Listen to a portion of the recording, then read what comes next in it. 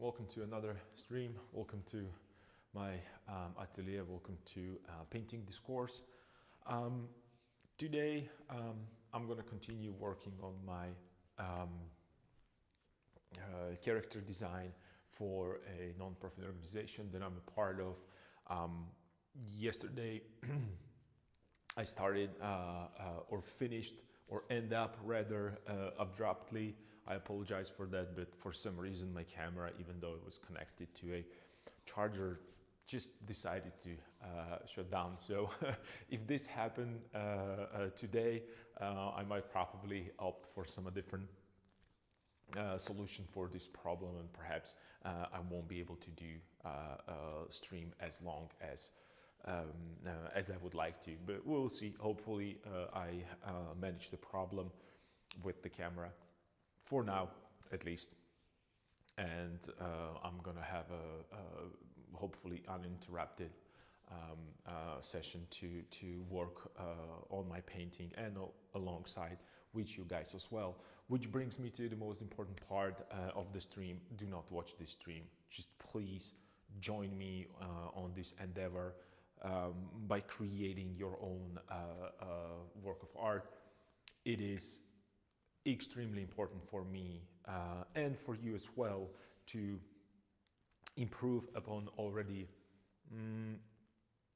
existing art and be part of that community of people that are creating meaningful works of art. In order to do that, there is a lot of training, there is a lot of things that go behind the scenes, and this stream is specifically aimed to show you how much work you have to put in with the painting, especially if you are someone like I am. I really like to paint inside. I really like to work with layers. I like to take my time and figure it out, every aspect of a composition, and then hope for some happy accidents on the way, which could maybe move or steer that final result to a little bit more elevated status. Those are those happy accidents. But be mindful, because happy accidents are happening to people who are prepared. If you're expecting that happy accident in painting, in all painting especially, it's going to happen to you while you are driving a car, well, that's probably not going to be the case. It might be, but I am pretty certain that it would be considered a miracle, I guess.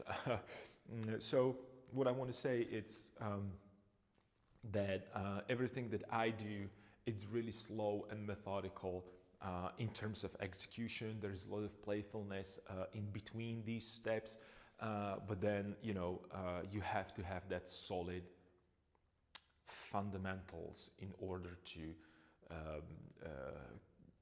start having fun with and finesse with the bravura, with your brush, with your palettes, and, you know, instead of slowly building up the volume, just flick it with the brush as the greats did. And some of them are still living, so they're doing it. So, but my examples are always Rembrandt, Caravaggio, Velázquez, Repin, Serov, Titian. Probably one of the top 5 guys in my book, definitely. So I hope that you have ready your pencils, I don't know, brushes, gouache, oil paints, aquarelle, whatever you prefer to work with, clay if you are working three-dimensionally, or any digital medium for that matter, because or if you're writing, you can definitely write alongside with this painting class. Because this is all about the composition and exploration and mistakes that we do on that road to that finished piece. So I'm showing here most of my mistakes. I don't hide anything. I don't have anything special set up, just palette paints and brushes. I use cheap brushes. I mentioned this a million times. I don't see the point of using expensive brushes, not because they are not great. Of course, they're great. Expensive brushes are great. They have a high quality. The ferrules, the handles, everything. It's awesome with these expensive brushes. However, the way how I use the brushes, they are really suffering with a lot of damage. I mentioned this again multiple times. I use rough canvas. I just move the brush around. I really take them to a limit, and that's probably the only really household type of brushes that I use. That's the only item that is really low grade. Everything else I'm trying to keep up to the highest standards, especially with canvases and oil paints, only because these are the things that you are going to be presenting. So if you wish to have your painting hang in the gallery or in the museum for that matter, you should be ready for that kind of environment. And galleries and museums, they require the certain standards. The better ones require that you are responsible for how would I put this? For your materials. That means that if you have a painting and the process of painting was done incorrectly and it starts peeling off or cracking or whatever damage is going to happen with your painting, you are responsible for that. And I'm trying to keep everything from the stretcher bars that I use all the way to surfaces and paints. I'm trying to keep these things very high level because these are the ones that are going to go out of your atelier, out of your studio. But brushes are not one of those things. So that's probably the main reason. And then also the main reason, that's probably the second reason as well why I don't really care that much about the brushes. And when it comes to colors and pigments, I talked about this multiple times in previous streams. You can check them out, but if not, I'll just quickly go over these things. And there's the sun just really opens up the space right now. It's really good, bright. I have a cloudy sky right now, I have these big clouds and they're changing the lighting conditions. And those of you who watch the stream, you know that I love to work with natural light against the artificial, wood painting especially, because I love to see the painting in its natural state, and it helps me to really balance the colors properly, and all the minute little details, they are most visible under the natural light. That was just I don't want to go on to a tangent. I was talking about the palette and the paint, and I don't want to really go long with this intro, because you can watch the previous videos about the paints if you'd like to, and if not, that's okay too. You might ask a question, and in the spare time I might talk about these things a little bit more. What I'm going to work on today, that's probably what you should be asking. Rather, you should be asking, what are you going to work on today? So get ready, and maybe some of you are already painting and you are in that mindset of creating artwork. So please keep going. And for those of you who just starting and they're feeling unsure what should be done, this is what goes in my head all the time when I'm approaching a painting. That kind of the fresh feeling, the first fresh kind of a glance on your painting or on your artwork after I don't know, 12 hours of a break or 8 hours of a break if you work close to where you sleep. So for me, it's that the most important moment that I'm looking at my painting the first thing in the morning, and I can see immediately enormous amount of mistakes that I created the day before, because I'm looking at my painting with the fresh eyes. And it's very important. It's like another person came to your studio and giving you the notes of what needs to be done, what needs to be changed, what needs to be addressed. And yesterday we end up with brightening up the colors, bringing the saturation a little bit more towards the viewer, and it created the whole new feel to the painting.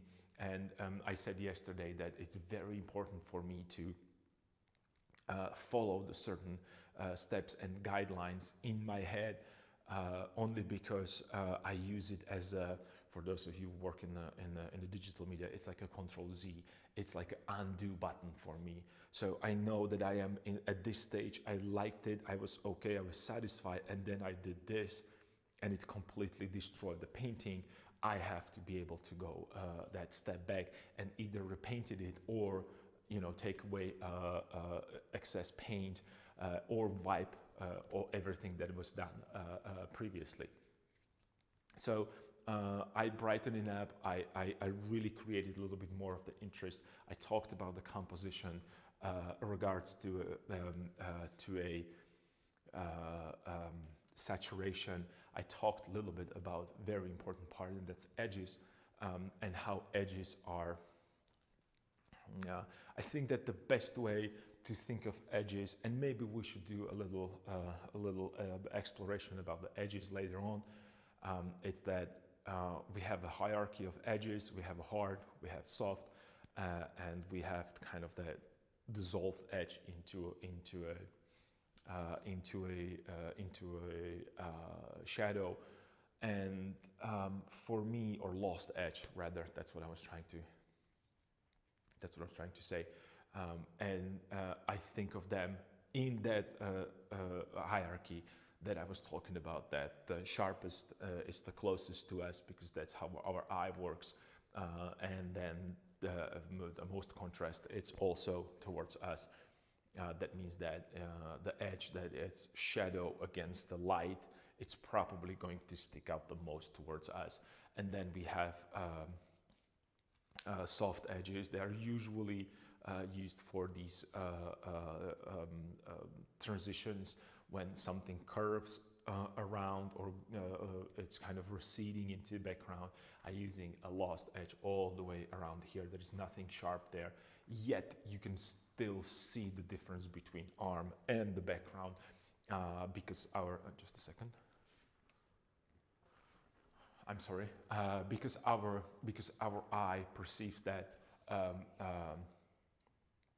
it's such a fine-tuned instrument, our eye, that can clearly see the difference between background and a foreground. Really, I can push it even closer to each other. I don't think that you'll be able to see it on the camera, but I guarantee that this kind of receding from nowhere, it kind of coming out from the shadow, but you can still see the difference. You can still see the width, and I'm backing up out of the frame just to be sure that it's seen. And that's something that I control all the time. I don't want to say control, I'm checking it all the time. I'm double checking, triple checking. Every time I place the brush stroke, I step back and I'm looking how that brush stroke affected everything around. And sometimes I like it, sometimes I don't. Most of the time I don't. So if I don't, I'll repaint it. I repaint it, or I scrape the paint away and I place the fresh brush stroke.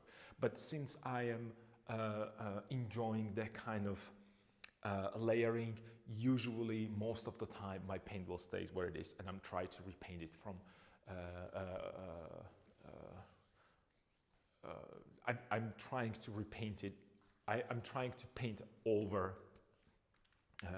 that already existing layer to create that kind of, how would I even put it? That's that kind of, I think that you're familiar with technical narrative term. So that kind of gives the narrative to painting another layer of interest, that there was something there before and it's still there, but you can barely see it, but you're kind of aware that the painting went through some changes, and it kind of gives you a little bit more of that feel of that it's part of the living environment, and it's not just, you know, it's just kind of, you know, paint by number, painted to perfection, because I don't think that the perfection is interesting. So I'm trying to really play with the paint, and so should you. And it's an exploration, and those are these happy accidents. I painted some part of the shield. I didn't like it. I painted over. I didn't like it again. I painted over and over.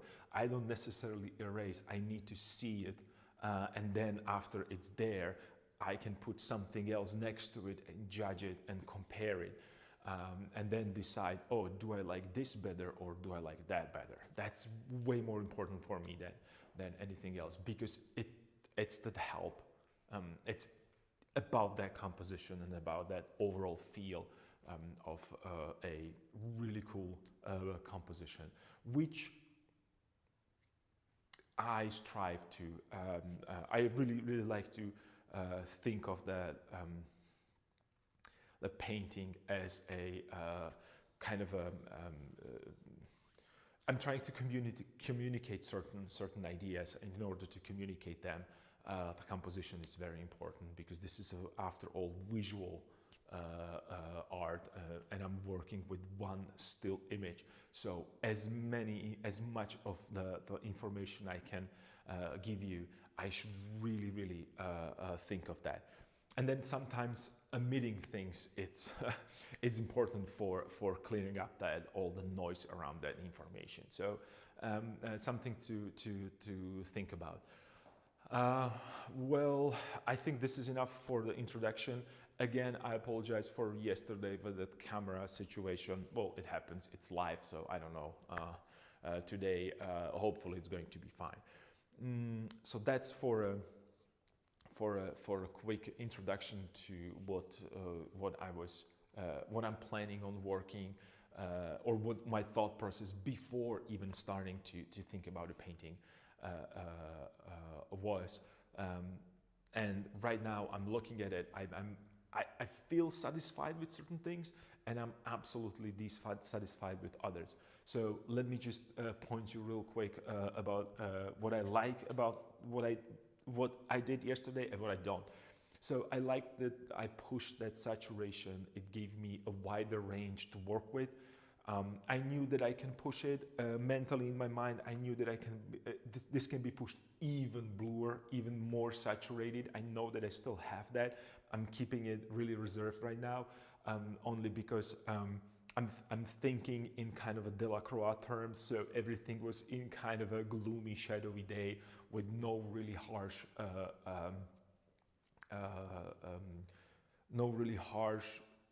but they were a little bit, but not really like the really dark, deep shadows against the really lit environment, or really lit parts of the body. So I started adding little details, because I was kind of moving things around. I locked them. I am satisfied with where things are. The only thing that might move a little bit might be the sword, but I'm going to be working on that today, so I can lock that in as well. And then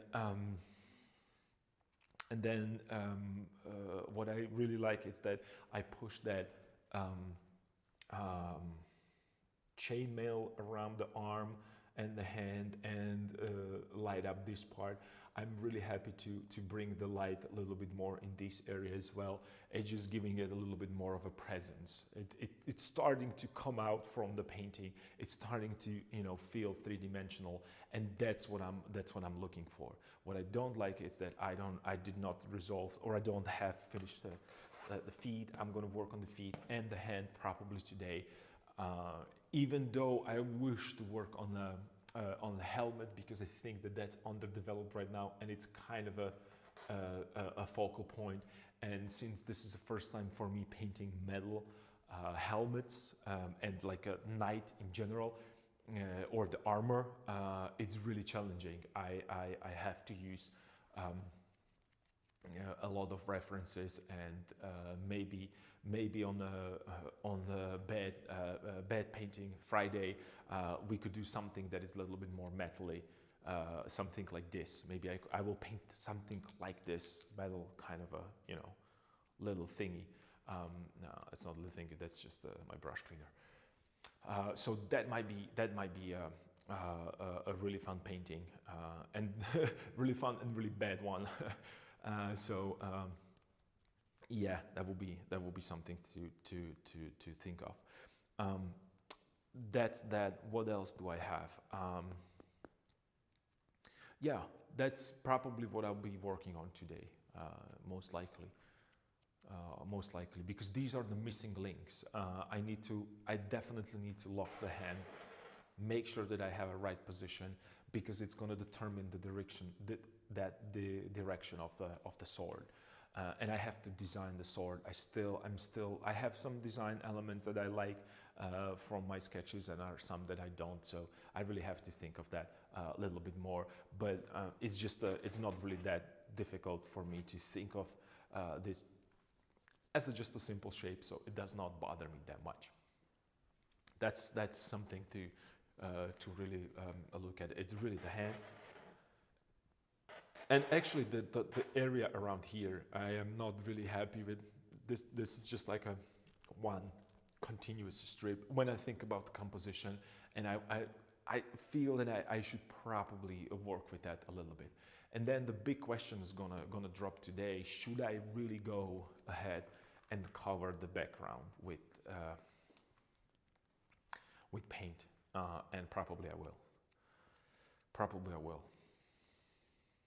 I should, before I even start working on that, on those legs. I don't know. I don't know. Yeah, but definitely I can work on the hand, and I'll see how I feel about the hand.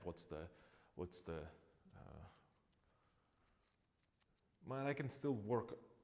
Well, I can still work here because it's in the shadow. But then, well, let's and see. This is something that probably you struggle as well in your own painting, that you're trying to decide what's the best way to continue to progress, and sometimes it's difficult, and I don't know the right answer to this. I wish I know, but I don't. I wish I knew. I wish I know. I wish I know, but I don't. I really don't.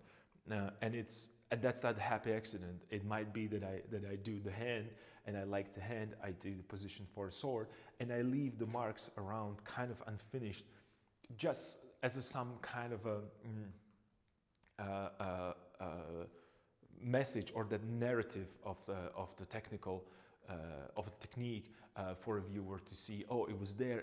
It moved there. Oh, it probably he was thinking about the movement of the sword and the hand, so it feels a little bit more alive.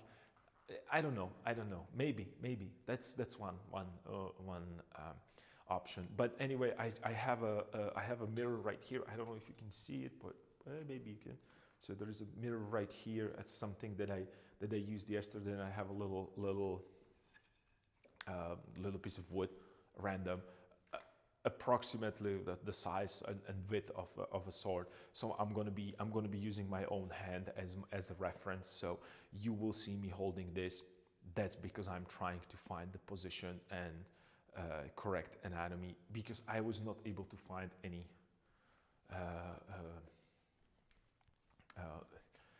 proper anatomy references for this kind of position. So I'm just gonna work from life. I know that this is a character design, and I should work completely from my head, or at least that's how it's perceived. I don't even know why people think that character design, or any design for that matter, comes from nothing. Then I'm just sitting and I'm just going to do it without any supporting information about what I'm painting. I don't know. I did the drawing, I did the sketch, I did multiple different iteration of the position and movements and whatnot, and then I logged in and I decided that this is going to be the best one. I did not trace my sketches to a canvas. I did the grid and I quickly, suggested where the lines are going to be, what the height and width of my figure is. And then I draw it, and then I started to paint. And unfortunately, it happened before I started to stream, so that process you haven't seen yet. But I will definitely do more videos onto how I started how I start usually with paintings, and I will give you some examples in the future, definitely. So yeah, and I'm talking too much because I got into the situation that I'm not sure what to do. But no, let's do the hand first. Let's really do the hand. I don't have anyone to help me with this. I have to decide, and I decided to work on the hand because that's the only element right now. If I really objectively, realistically look at my painting. And I'm all the way in the back of my studio. You can't see me. I'm just going to check a mirror reflection. That's the only thing that doesn't make sense on that painting. Everything's kind of believable. A shield, a hand that is resting on the shield, the armor, the fabric. Yeah, a little bit that needs improvement, but that's not that big deal. The helmet is there. The only thing that it's not there is that sword and that hand. So yeah, let's work on that, and maybe that will give me another inspiration. Hold this part like this. The sleeve looks kind of, I don't know. It's still wet a little bit. It feels it's. I don't. Probably it's because it's repeating the shape of this. It's kind of, I don't know. It bothers me. And you remember last time I talked a lot about if you feel that something is wrong, it's not 100% right. I guarantee you it's not right. I guarantee you that it's not right. And you should be really. If you don't know what to do. This feeling always give me a guidance in the darkness of the decisions, that if I feel that something is just a little bit off, just a feeling, just a little thought in the back, I'm pretty sure that the problem is somewhere around here, or it's at least related to this part. And actually the problem might be here, but unless I resolve this, I won't be able to see the other parts of the painting being problematic. When I talk to students, I often refer to this as that kind of a perfect circle drawing attempt. That when you try to draw a perfect circle, you always go 3/4 kind of okay, and then the last quarter is kind of, what happened? That's exactly how I feel about this. So I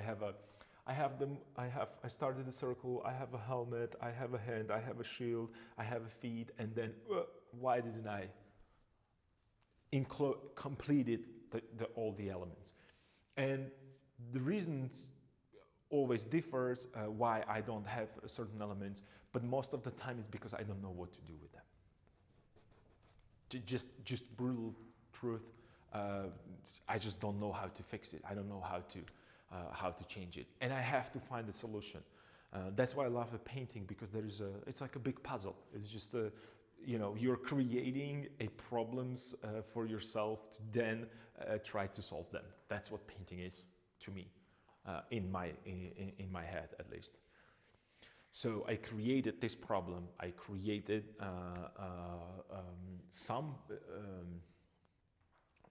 parts of the solution, and right now I have to bring it to finish. And I think that the hand, it's a problem. And I'm talking too much, and I'm not painting.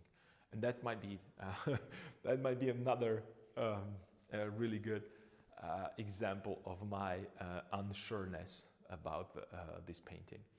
And then I'm looking compositionally, and I don't know what's happening today. I'm seeing so many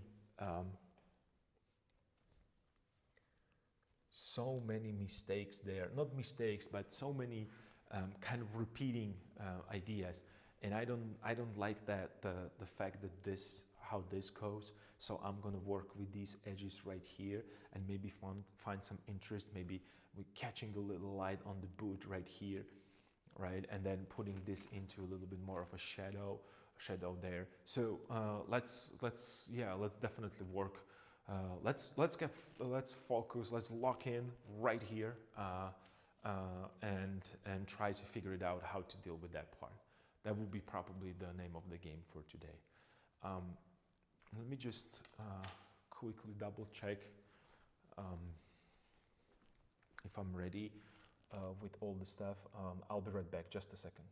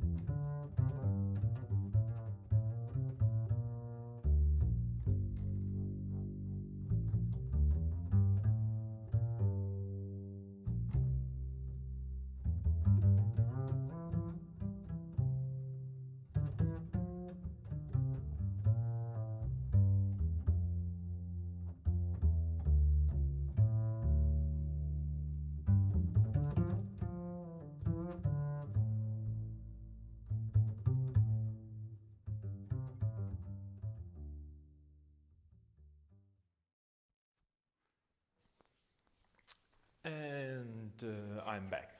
So I don't want to. That was enough for introduction. So let me get right into painting today.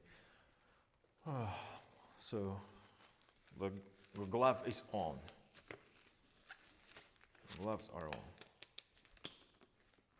and I hope you already set up all your painting stuff, so you don't waste your time just watching and listening to me talking about art rather than just creating one.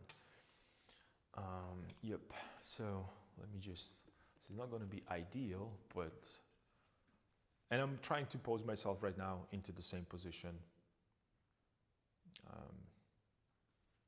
looking for a different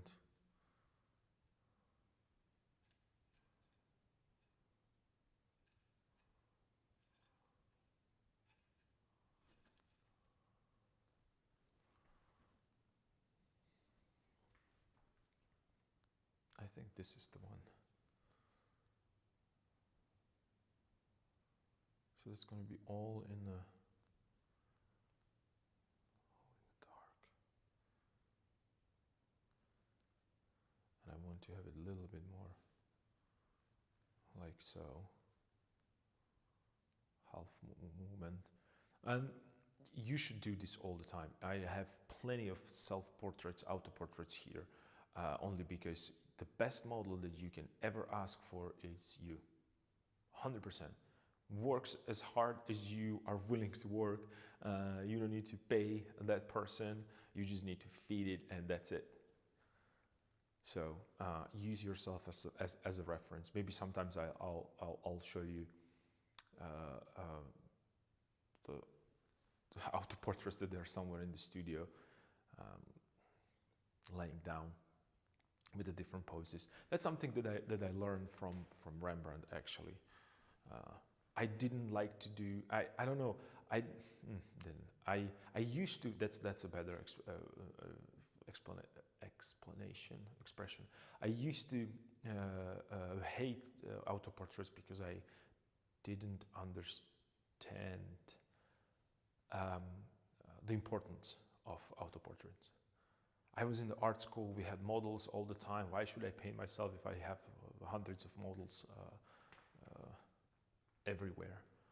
And then I end up in the small city where you cannot get any models at all, and you cannot even afford them, so you start paint yourself.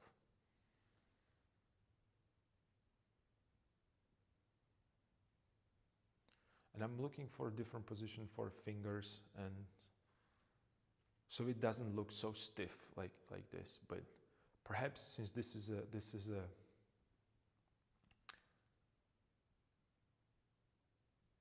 yeah, this might work. This looks kind of cool.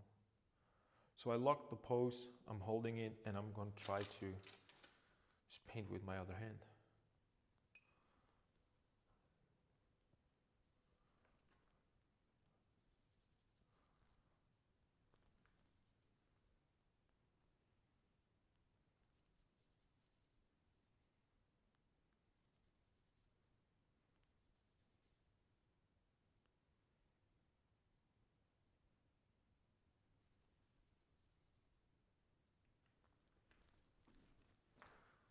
Yep.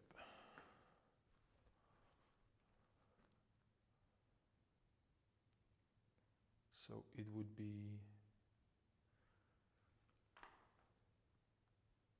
this way. That would be a top plane, and then head is going. Maybe I should get closer. Yeah, that's the one. That's the position that I was looking for. Then I have a. Wow, this is even steeper. So it's going this way.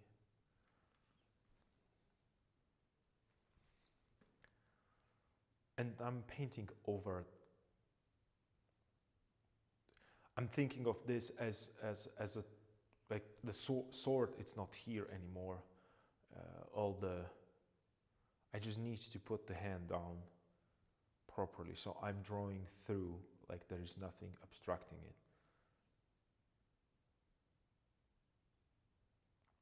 But maybe I should put it a little bit more forward. But then it's gonna. Let's see. I put a couple marks down, and I realized that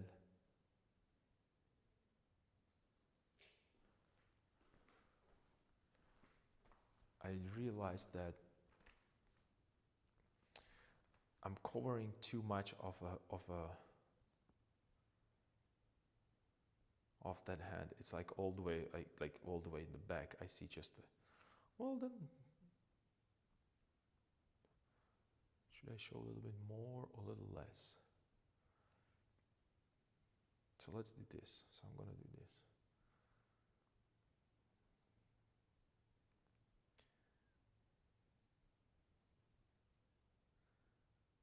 Square, square.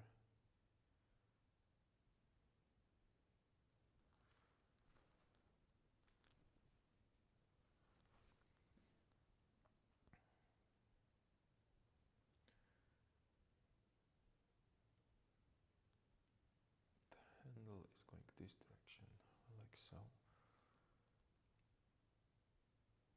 And finger, it's right here.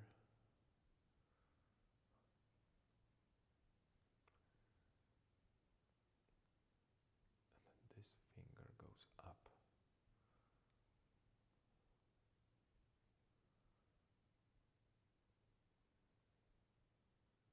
And this goes down.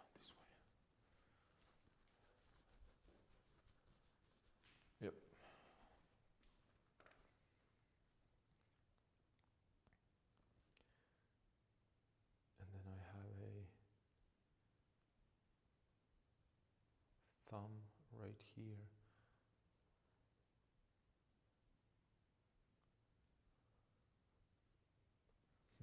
But I'm not sure if I'm able to show.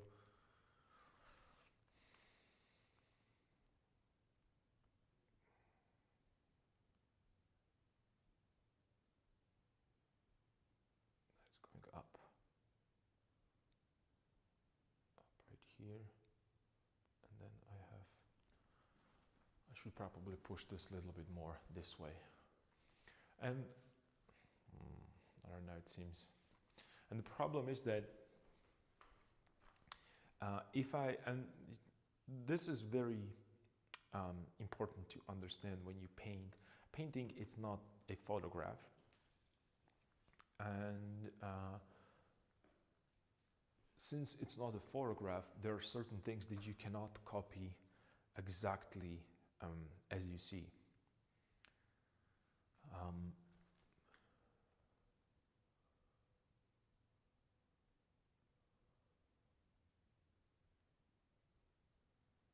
Simply because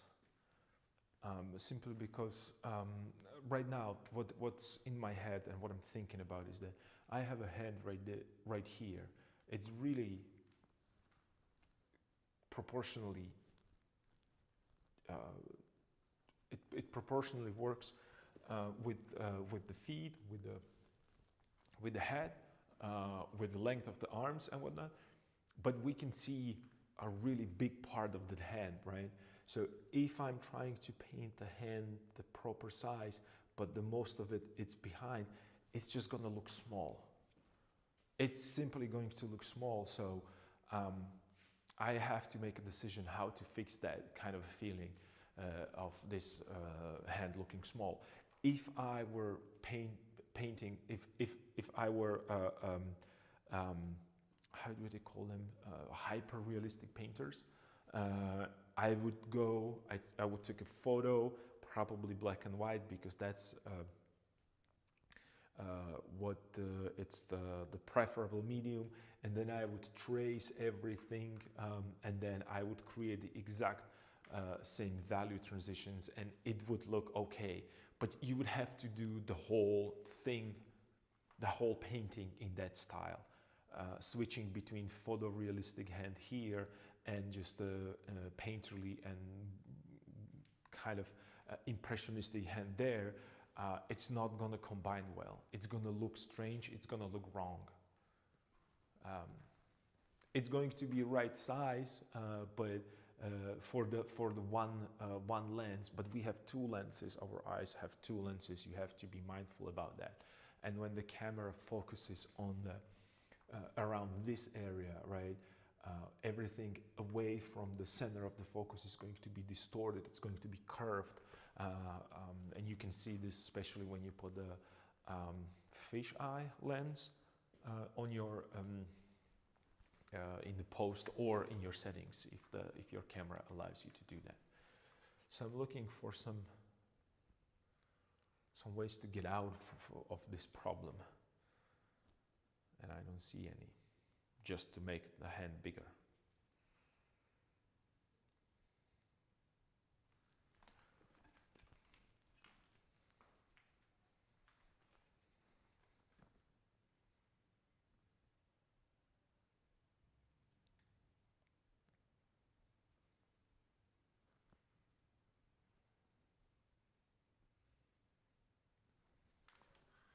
So I'm going to make it bigger. Well, that's that.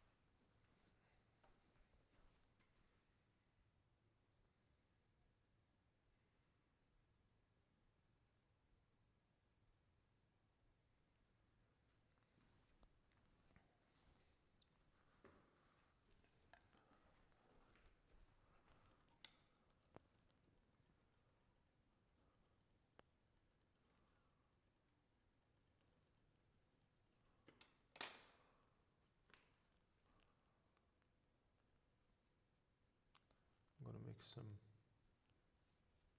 warm saturated.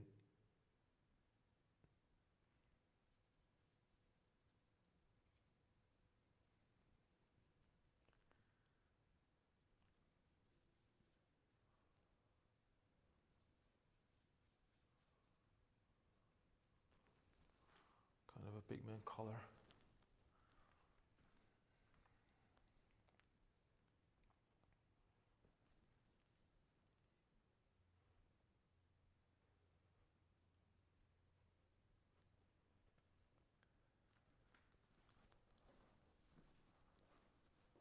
That already helped, that painting.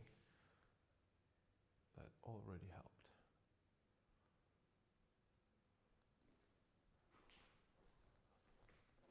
Well, just a simple, I just elongated that, or widened, rather, I should say. I make that hand wider, and it immediately gave it another.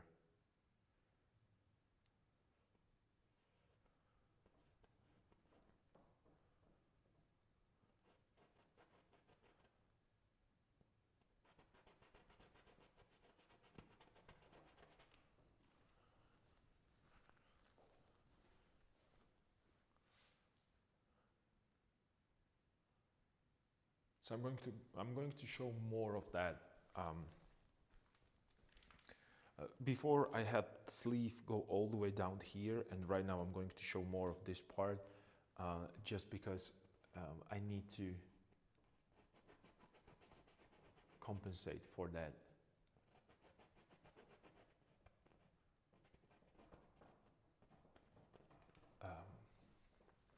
Compensate for that overlaps.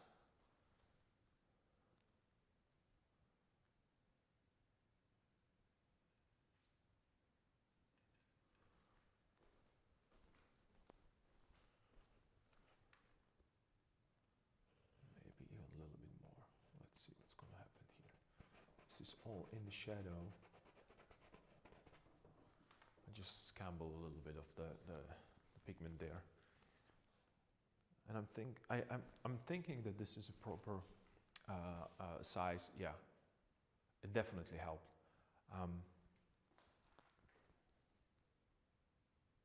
Yeah, definitely. Cool. So problem solved.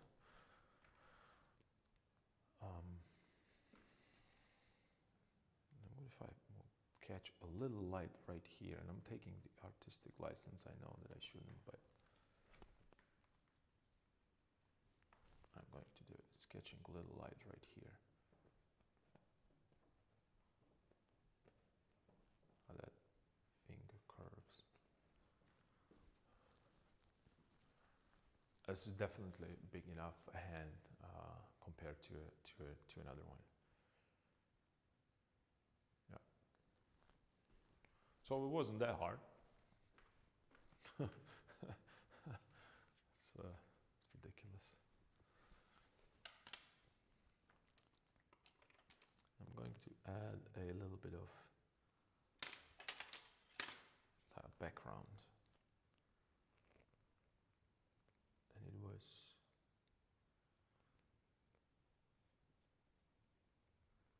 I think the background was a combination of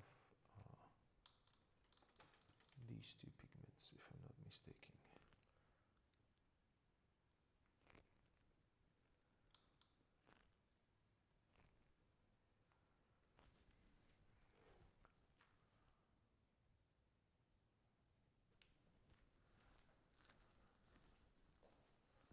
I'm right now using a background pigment or the color to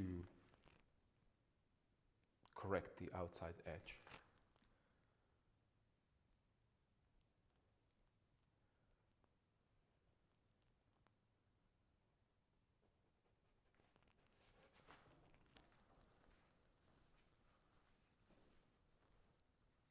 And these are really small adjustments, but they have, I can see it immediately, that stuff that was bothering me today.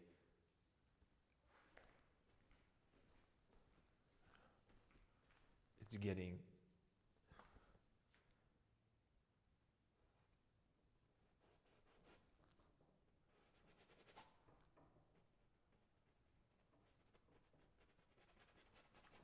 resolved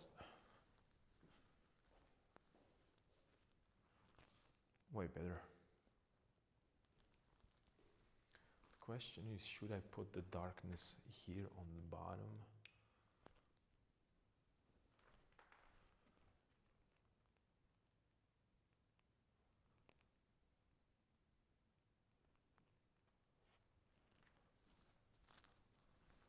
Well, yeah, it works. So what I'm creating right now, and also this is another thing that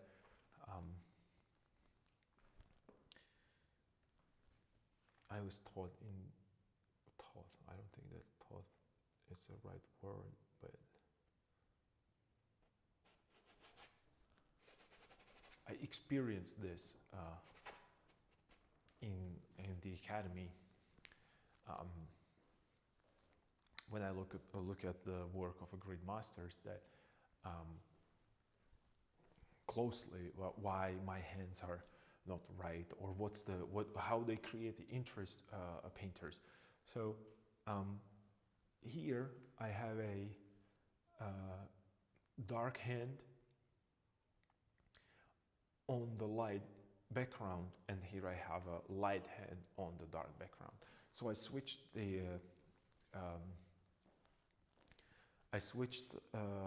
between the surrounding environment. They are, trust me, they are the same value. Both of them are the same value. It's just this is a light hand on the dark background, and this is dark hand on the light background. That was so impactful on the way how I perceived hands, that it really changed the idea how I paint hands. And from that moment, I keep this in mind. And I remember one of my good friends, he always pointed it out, that, man, just you have this way, you don't know what to do. They are in the same position, they look very similar. You have to change something, and I'm softening that edge of that because I wanted to disappear almost completely into the background, and maybe create that there is I see a little bit of here because this is closer to us. Then this goes all the way into the background, and then again emerges from the background.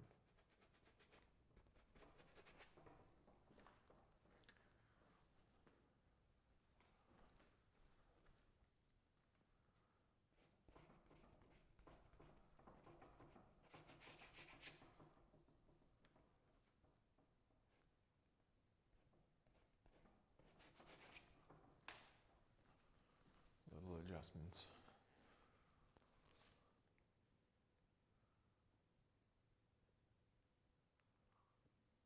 Yeah, that was the immediate success with this. I feel like it's immediate success.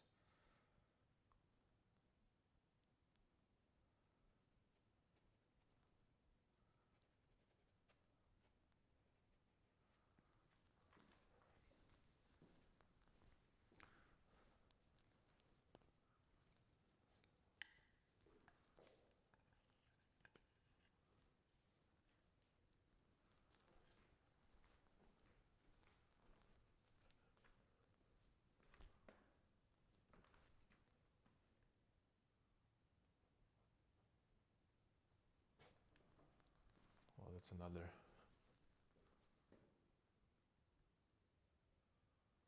Then maybe I should.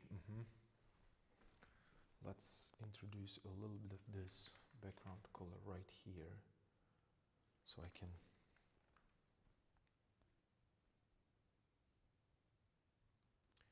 So it will go this way. I want to show that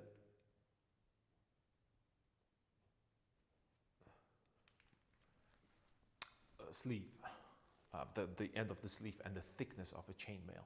So I'm creating a little bit of that cast shadow there with that's a little wider. So because the thickness of the chainmail, it's bigger than just the thickness of the t-shirt.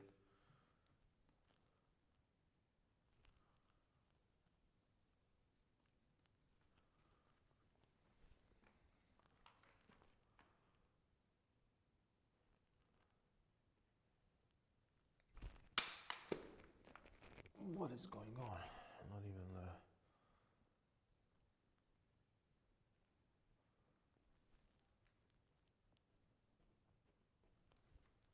and then I will add a little bit of that, chainmail pattern there, because it's kind of missing in that area. Yep. And you see how little I'm doing right now, and how much I'm going back and forth. And this is really the moment when you have to this is the moment when you should stop and really think of what you're going to do next, because it determines the rest of the painting or rest of the session, what's going to happen, rather.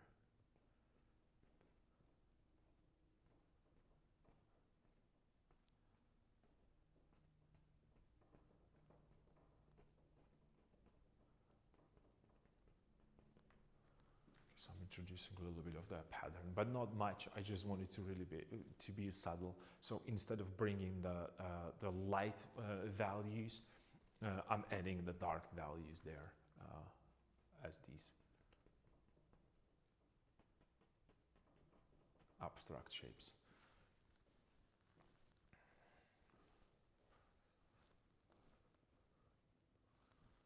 Yeah, I think this works. So it wasn't that hard. Well, see, I was talking about this like half an hour, and then I'll just, 2 or 3 brush strokes and it's done. So let me just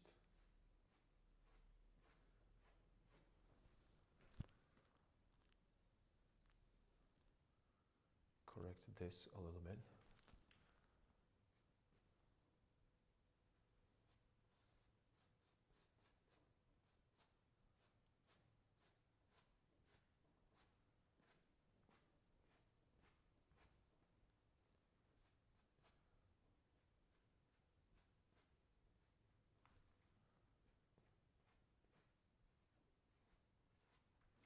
Might have a little too much, but never mind. It's for a good cause. Because I want to make a clear distinction that this is the light side and this is the shadow side.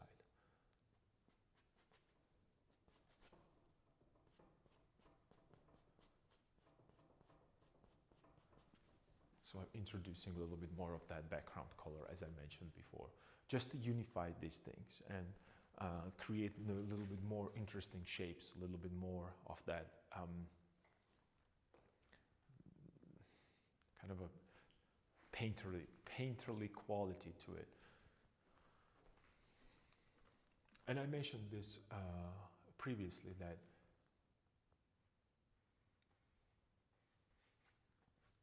it's not always about what you paint, but what you do not paint or hide. It's as important as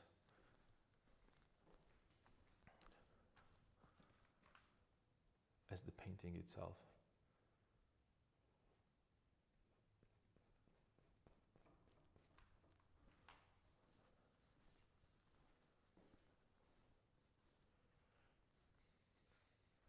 And I should maybe, I'm thinking about this right now, I should maybe introduce, maybe this should be a little lighter, because it's a fabric, it might have some kind of a translucency from the background. Because right now it's just like a dark value there. I still want it to be dark, but I want you to read it not as a part of the background, but part of the clothes, the garment that he's wearing.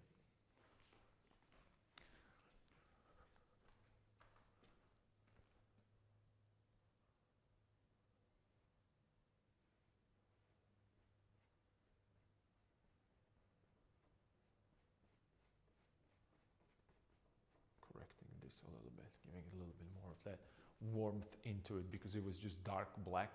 And it was not colorful. It was just a value. It was just a tone, dark tone. Okay. So I have that hand there. Let's see if I can work with the boots right now.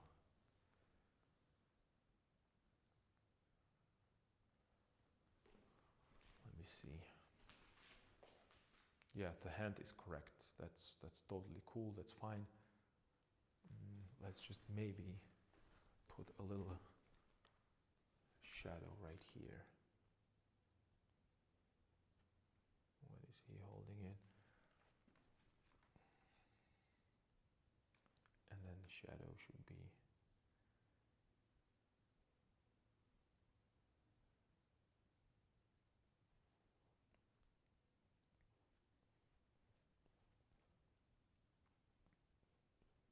right here as well.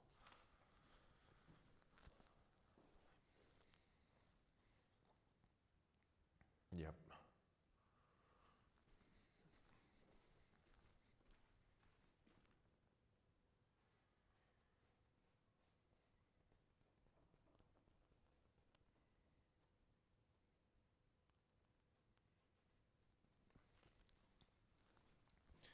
Okay, so I have this, and maybe that hand could be a little darker, could go a little darker, because kind of it's sticking out right now. We'll see if I cover it with another element, because maybe not. Well, for now it works. For now, what I'm focusing on, does it have is it in the right? It's the right size, is it the right place, compositionally and anatomically, and that's the only thing that bothers me right now, or what I'm trying to separate the problems, understand what needs to be changed and what needs to be done. So I'm looking right now on the shape of the hand. I'm comparing the hand with this hand and the size, so they have the same size, and also comparing it to feet, if it works with feet. I'm comparing it with the head, so it kind of so I enclose that circle of uncertainty that I was talking about before. It's funny, sometimes I can't even talk properly.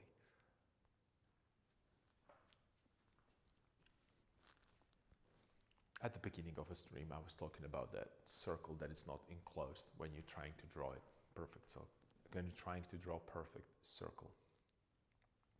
And then maybe I should put a little bit more shadow here from that.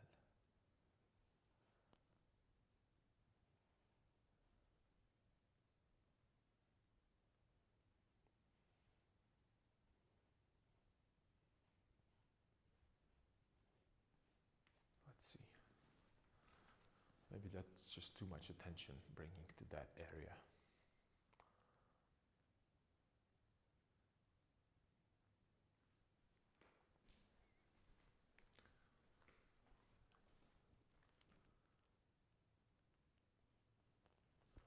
Yeah, let's try to put a little lighter value there. Let's see if that will help. And let's look at, I know that I said that I should not work on the boots unless I have the background figured out. But then, since I figured out that hand so easily, I surprised myself. I thought that it's going to be 3-hour uphill battle, and it wasn't. Well.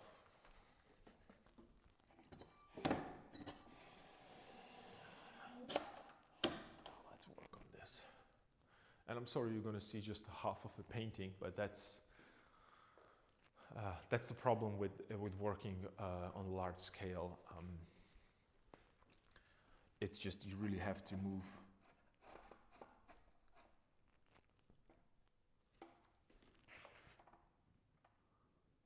Good. Okay. I just wanted to make sure that it's secured so it's not going to fall down. So this is another thing. This is the biggest advantage of my studio is that it has really high ceiling, so I can raise it up all the way I need, so I can comfortably work on feet even though the height of the canvas is 2 meters. It's really that's essential thing for me.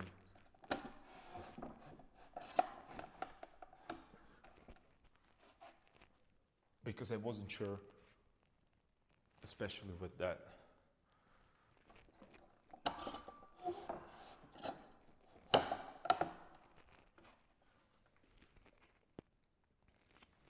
Especially with those larger canvases that I'm working.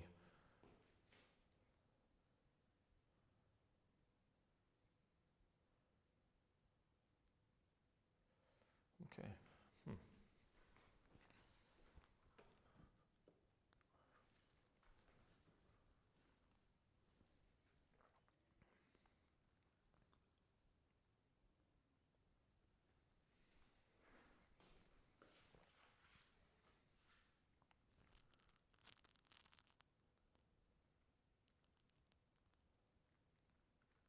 I think I can work with that.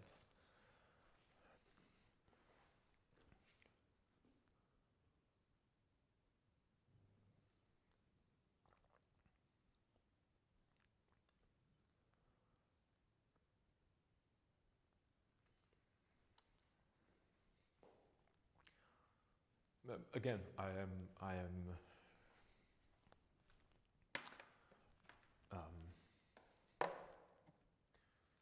I'm stuck with the composition.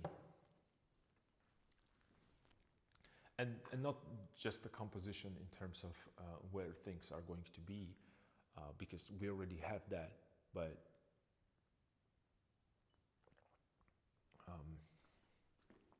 if I introduce more and more elements to the painting, especially with that background, which is the enormous part of the composition. But I don't want to do this, I don't want to do vignette painting because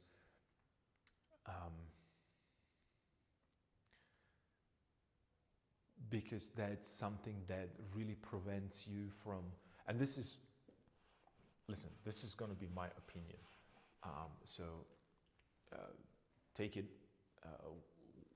Take that into the consideration.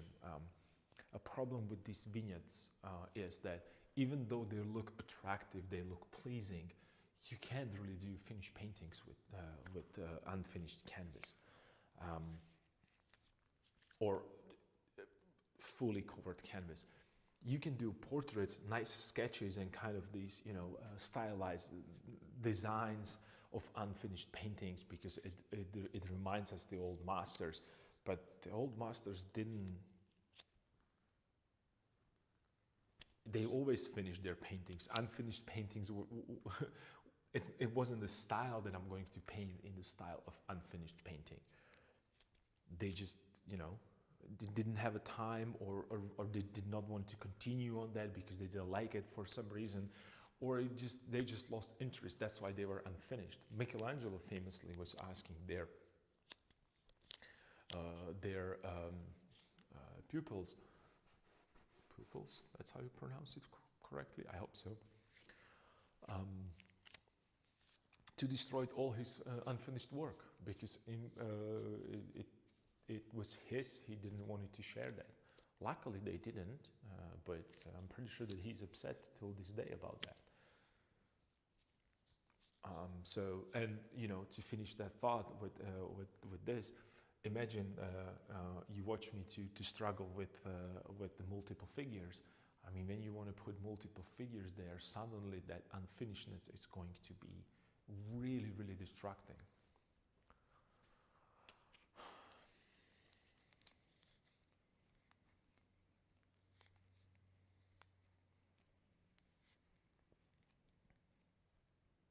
So are we going to try to put the background there Well, I think we should.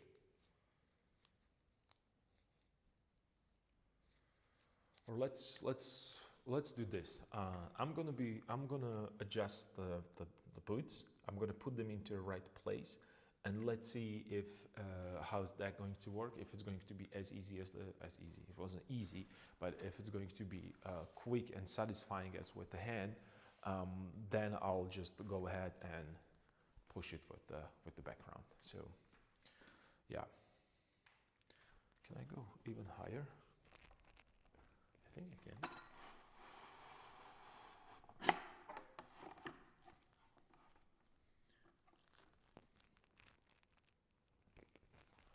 Well, I can definitely go higher over the ceilings, but my easel, it's at its limit.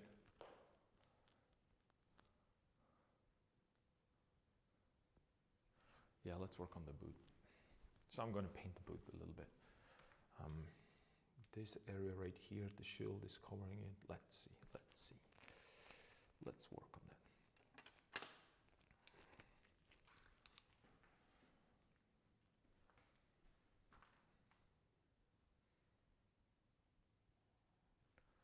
So this is the bottom.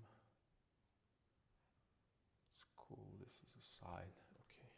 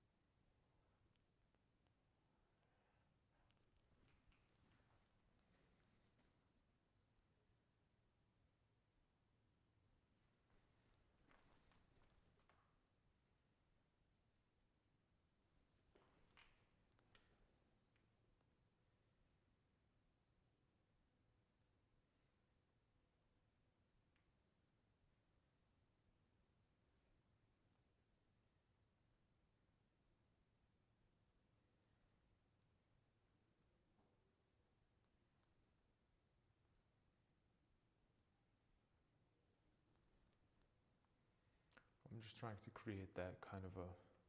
I have how do you call these? Straps, I guess. Just some kind of elements of boots that are holding them in place a little bit better. And I just want to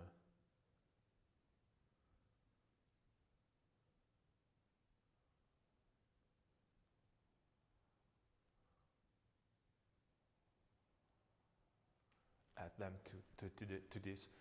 And the reason why I'm doing it, because this helps to show that perspective, so how it goes out, because this foot is almost, not almost, it's directly towards me. I still want to show that it's foot, that it has a width and the length, and these kind of even the shadow is helping that that feeling. And I should maybe put a little bit of that.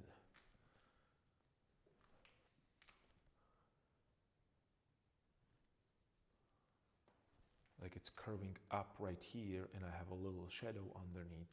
So I want to show the same kind of a curving up. Just a finger here. It's going down right here, right? So we give like kind of a feel of that three-dimensional. That's something.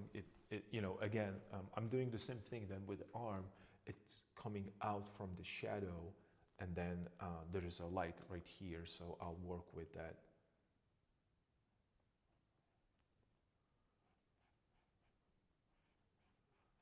So this is going to be a shadow right here underneath that tip of the boot, because that's what was missing.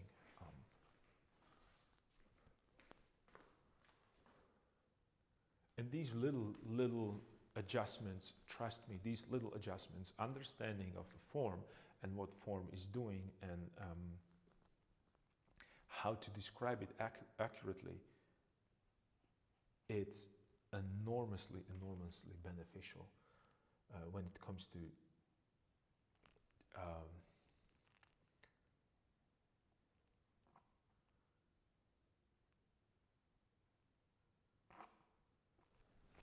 when it comes to painting something from the real world. And ideally, seeing these things, like these little adjustments, check out sculptors, check out their sculptures, and you will immediately see where the shadow falls and how it falling down, and how that form of the sculpture creates that shadow. It's just, I can't stress this enough, even with my students, that how important this is.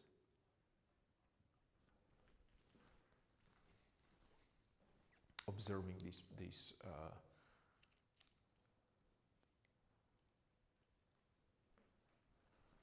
and that might be enough for the boot. I don't really want to render anything, like perfectly, because I don't want to. I still want you to. I want you to see that difference between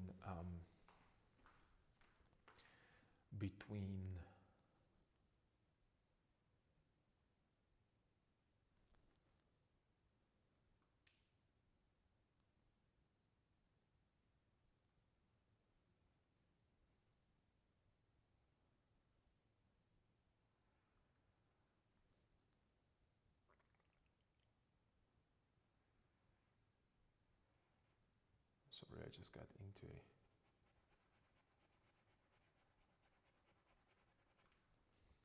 I want you to see the difference between the graphic monochromatic shape against the full kind of a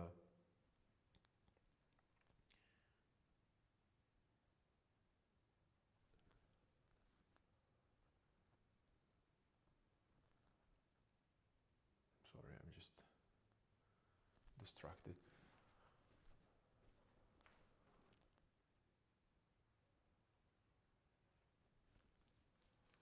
Well, this is something that I have to address.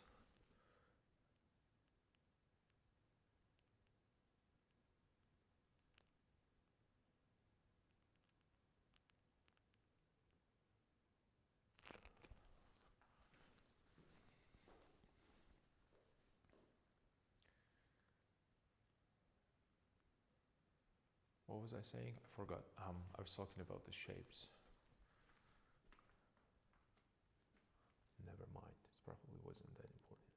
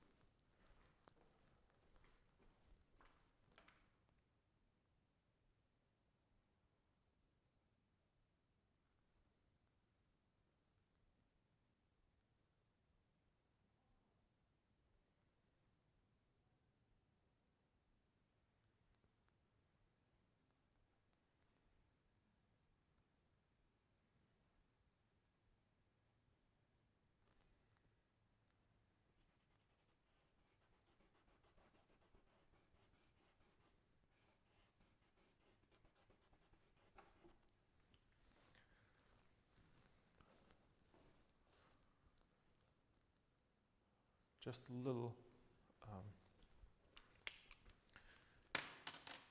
little shapes that will help that representation of what the boot looks like. And maybe I was talking about this before, but maybe not, I'm not sure. I'm going to repeat myself then. To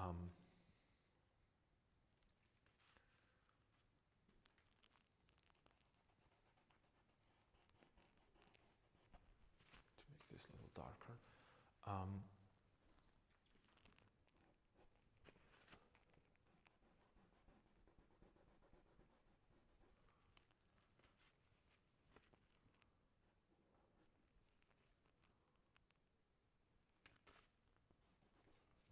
should be a little ladder value there in behind.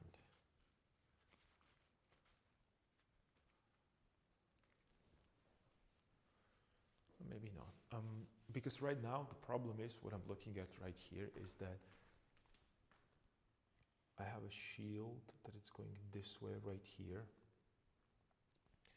and it kind of follows the direction of the knee and the foot, the knee and the leg actually,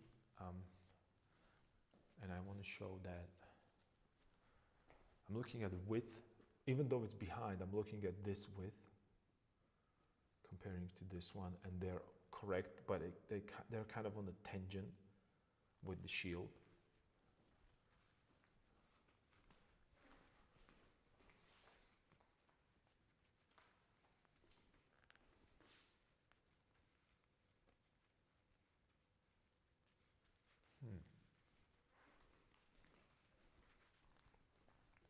So this is probably the time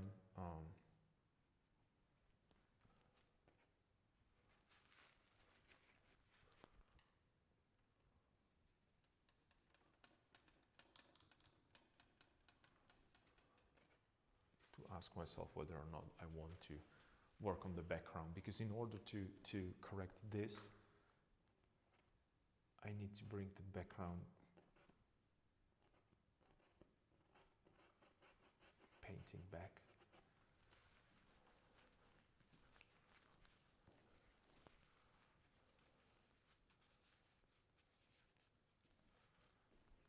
Or not, I don't know.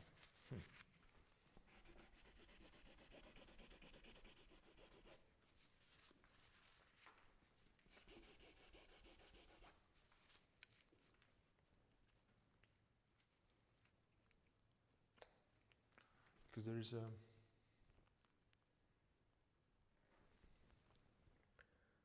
maybe if I push it this way, like so, there is a bone.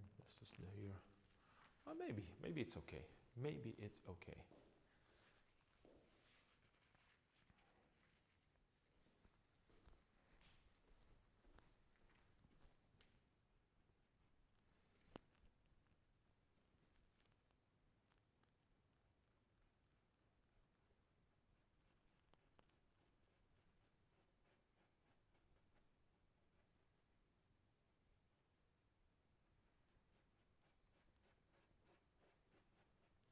Another thing is, you don't want to put that much information into a shadow just because it's.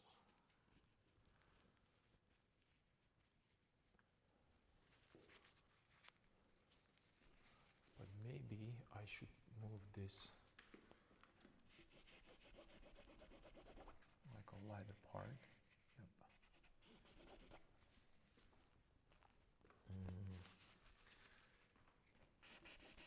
You don't want to put a lot of information, but you still want to have some information.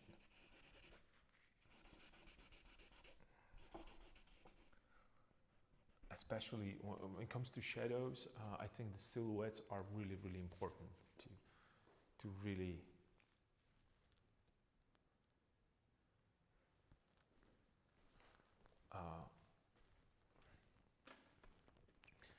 have that graphic design or the graphic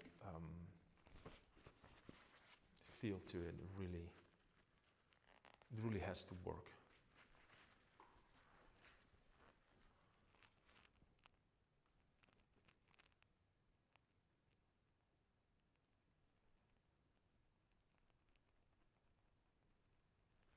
Okay, this can be like this.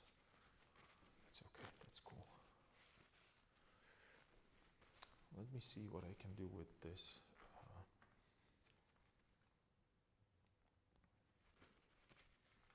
So it's up, it's going this direction right here, that's okay.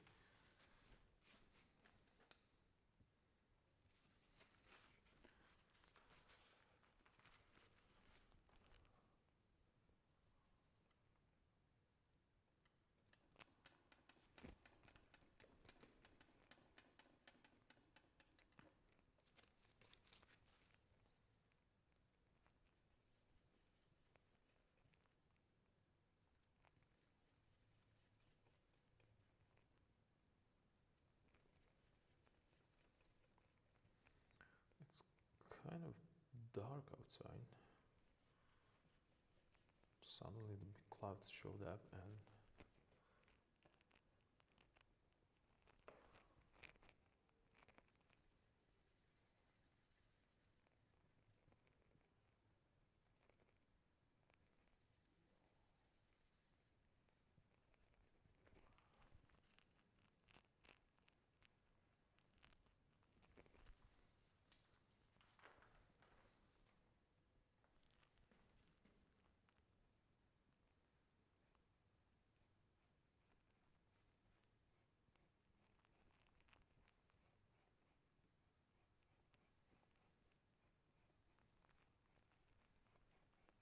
just a little bit of adjustment.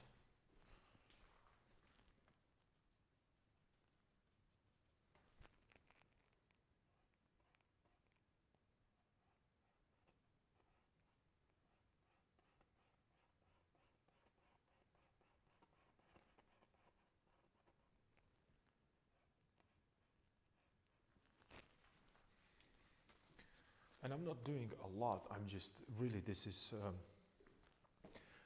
the beauty of working uh,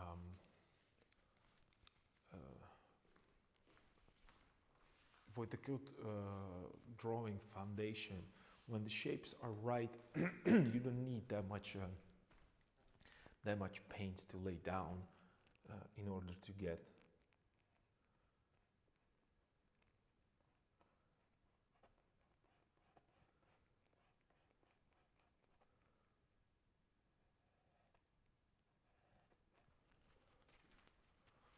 convincing three-dimensional form, and especially at the bottom where you really need to have that graphic shape down. No one is really going to look at your feet when the person is talking to you, and the painting this size.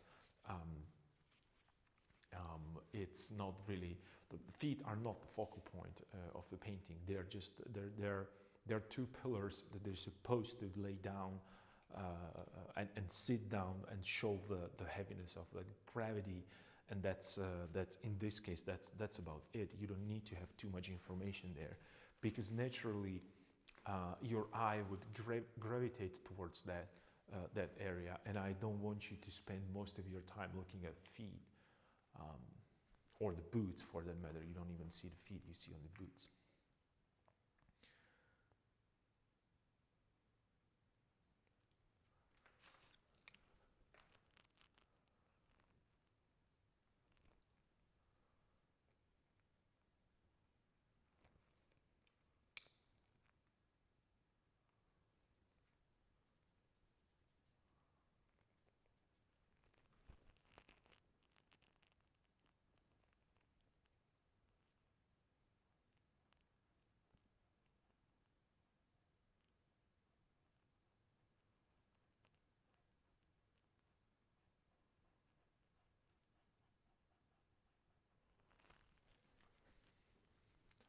So I'm painting the sole of the boot and a little bit of the side of the boot, just to give it a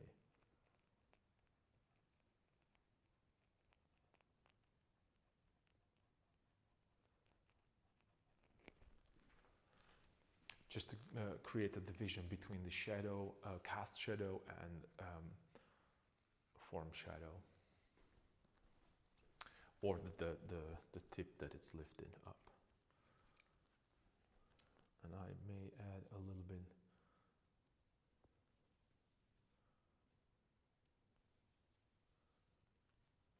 that might be too light. And I want to add a little lighter value just right at this edge, just to show that it's going towards us most.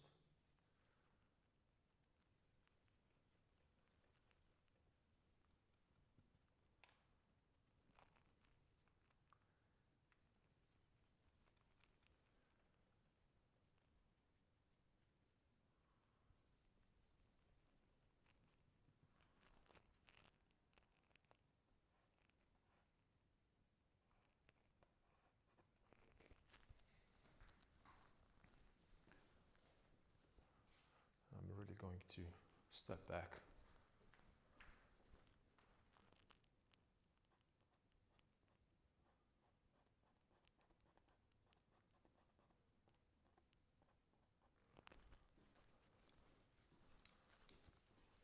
Yeah, I think that's enough of that part. I don't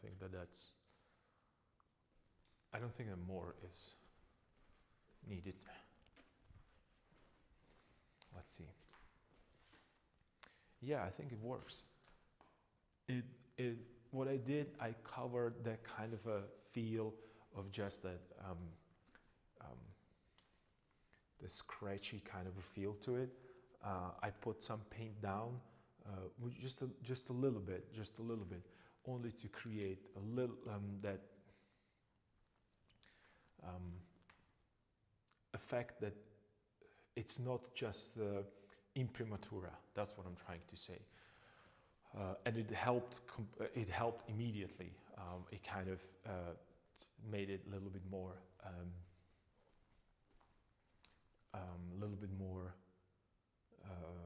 finished than the rest, and then things around. And I'm gonna do a little bit same, kind of the same treatment here. I just don't know what to do with these straps. I really want to have them there because they kind of help to show the form.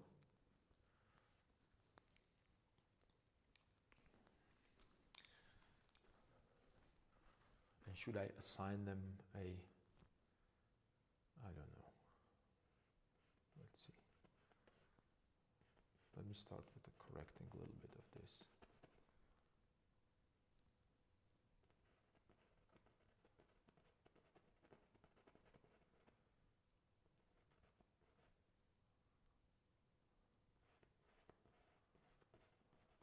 And I'm working with the dry brush, so I'm kind of a dry brushing things there, and I'm using very little saturation. These are really dull colors, and the reason is because this dull kind of a monochromatic color is going to sink against that really warm background there, and that's one of the reasons why I want to keep it there, because I have a dark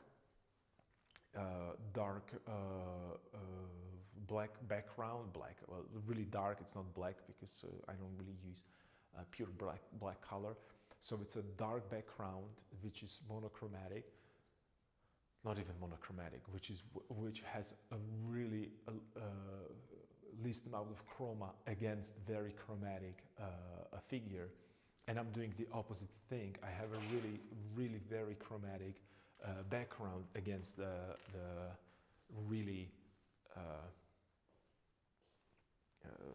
kind of a dull gray color or gray pigment or gray hue. It's difficult for me to describe certain things because there is so much of misuse of these terms, and I'm not sure how many of you that are watching these videos are actually from like a real old school, old-fashioned, traditionally oriented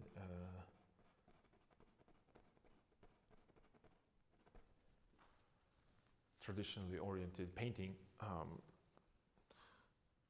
where we would have a strict, not strict, I wouldn't even use the word strict, we had a terminology and we talked about the things, the materials that we use. And I remember one of my masters,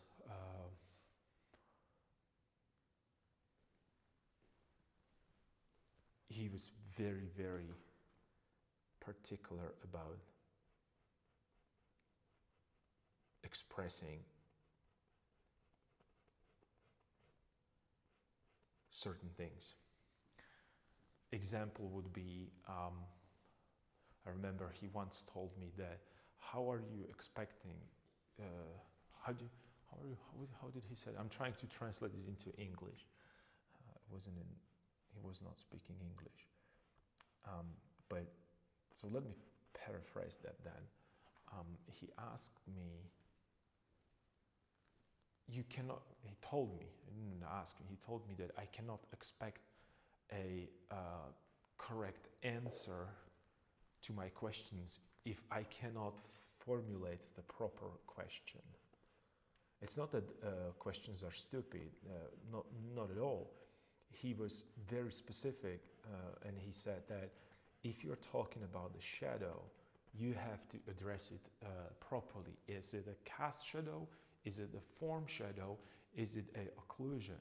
If it's a form shadow, prove me that it's a form shadow so I can tell you how to improve your form shadows.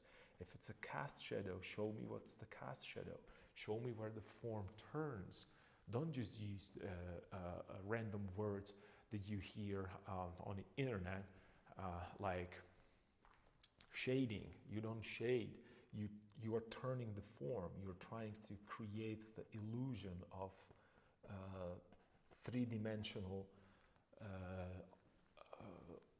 You're creating illusion of something three-dimensional on two-dimensional surface. It is illusion. It always going to be illusion. So, yeah, it was pretty intense. But then, you know, he was absolutely right, because sometimes when I'm talking to my, even my colleagues, they sometimes don't know the difference between these things. Not that they don't know the difference, they don't know how to talk about these differences.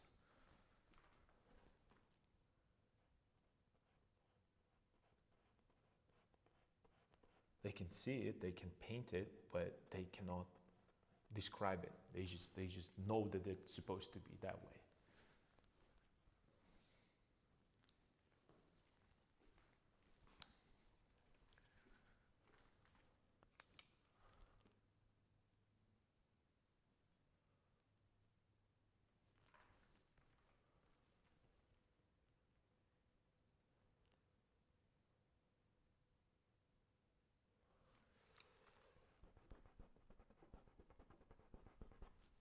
Mistakes were made.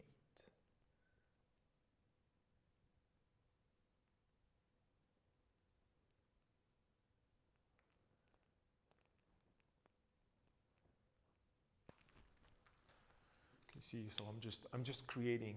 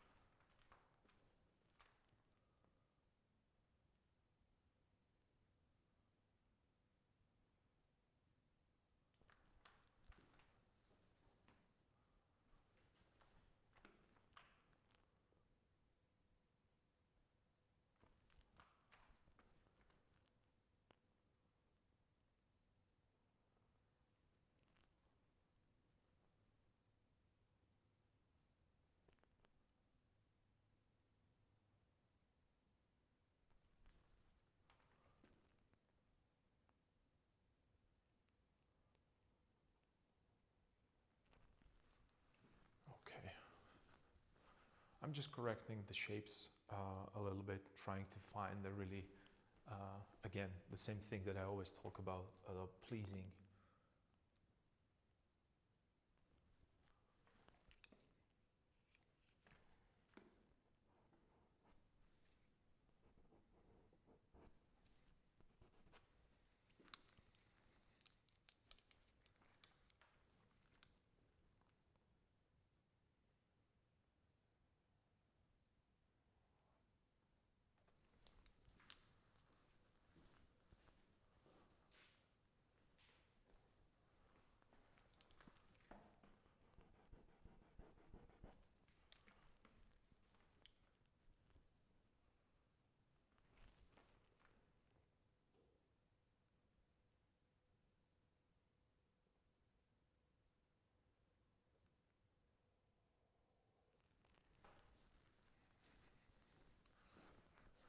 just the graphic shape.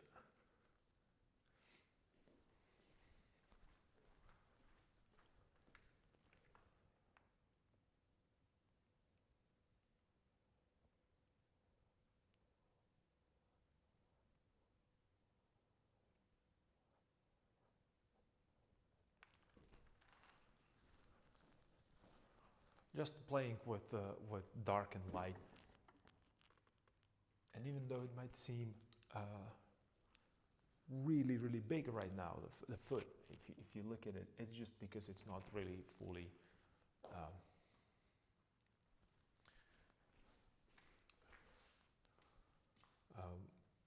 fully rendered. And there are some, I need to correct this a little bit because this is a dark value here, and I'm just going to lighten up a little bit.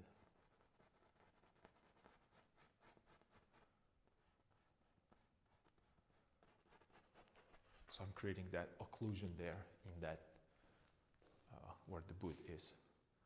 Occlusion is the part where the light cannot bounce into, so it does not have a reflected light. It will be most of the time it's just right here underneath the foot, where the foot meets the ground. You can observe this if you set up yourself a still life, or we can check it out on the bed painting Friday. Can definitely talk about that. And right now I'm going to put a little bit of that a shadow underneath that tip of a foot. The same thing that I did in the foot that it's closer to us or pointing towards us, just to make sure, just to give enough information to the viewer that this is what's happening. This is the same principles that are happening here are here, and automatically the brain's going to be, oh, this is the dark part right here. Oh, there must be a little bit of that shadow underneath that curvature. How you know, you can see it on the boots, that they are here and they're curving slightly up. Sometimes they're curving really, really high. Sometimes they go all the way like this for jesters and jokers and whatnot. So you can give them those if you want to.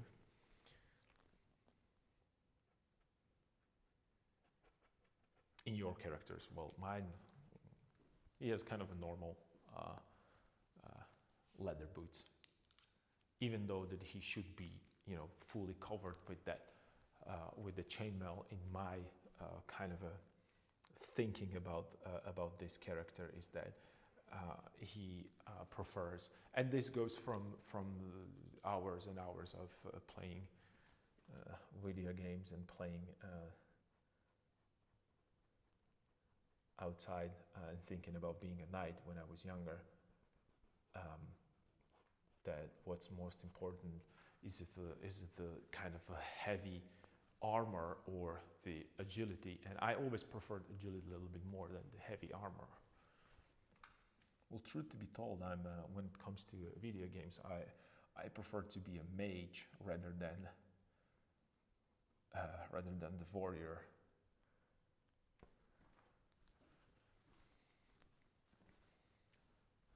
I like that idea of being in the background, surrounded by heavy armor, not being part of any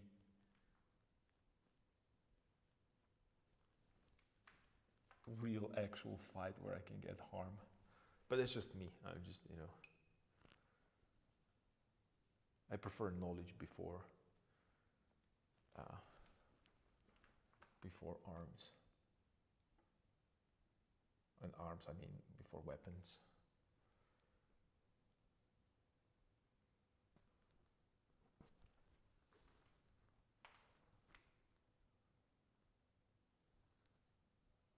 So continuing this right here, so it's going this way. It's on the top of the boot, and I have this. And then it's going here. And then we'll go this way. Okay. I'm correcting a little bit that position for a foot.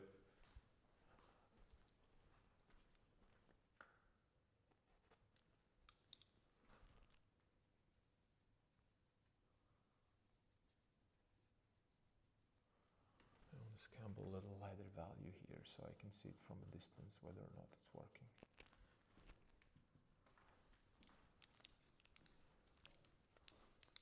Just a touch of the value, yes, this is okay, this is all right. But I have a feeling that his foot is a little too big, little on the big side, I think. But then, you know, I was looking at those, you know, the boots, they were, back in the day, it wasn't like today that you came to a store and you was like, oh, do you have size, I don't know, 12? Actually, or size 10.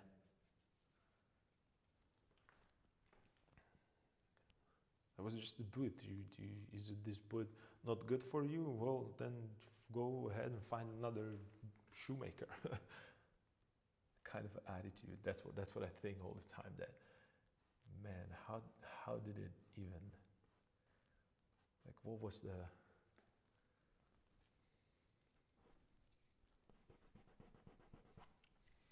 what was buying anything like in that era?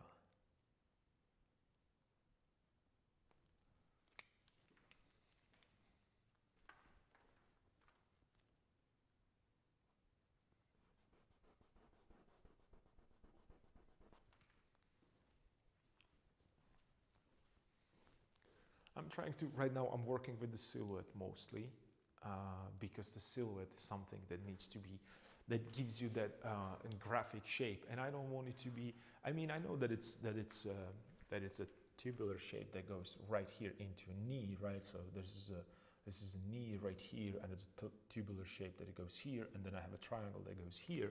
Those are basic shape that I have in my head. However, there are areas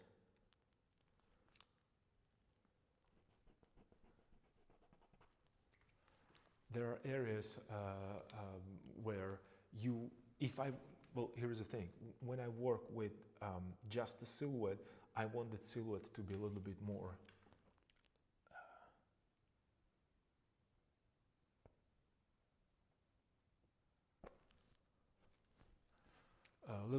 defined, because then you don't have anything else to latch to, right? You don't have a color, you don't have saturation, you don't have a brushwork application, nothing. So when I work only with silhouettes, I always add,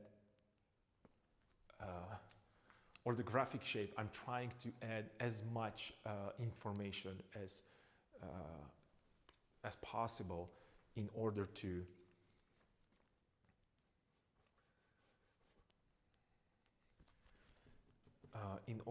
have a, I'm sorry,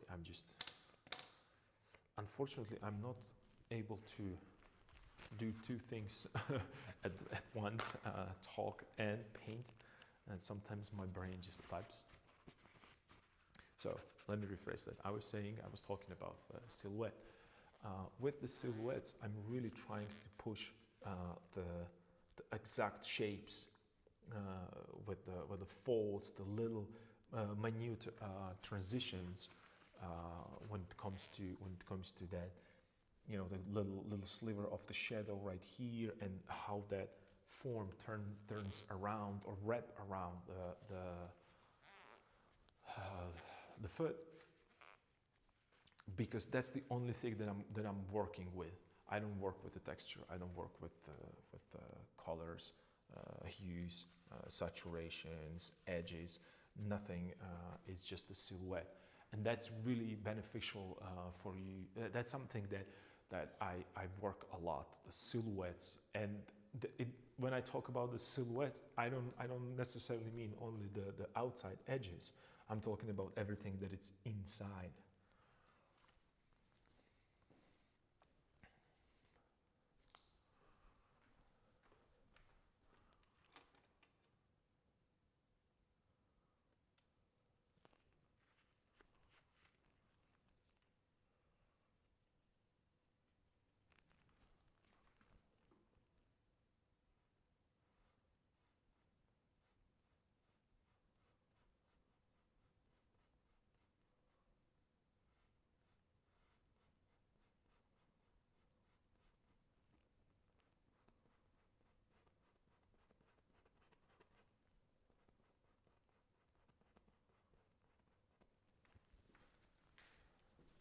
again, I'm really not painting a lot. I'm just trying to kind of scramble on top of existing layers. I know where the light is. I know where I know where the light is coming from. I'm just really playing with the feeling of that boot. And by feeling, I mean I'm playing with a storytelling of that boot. That's probably better.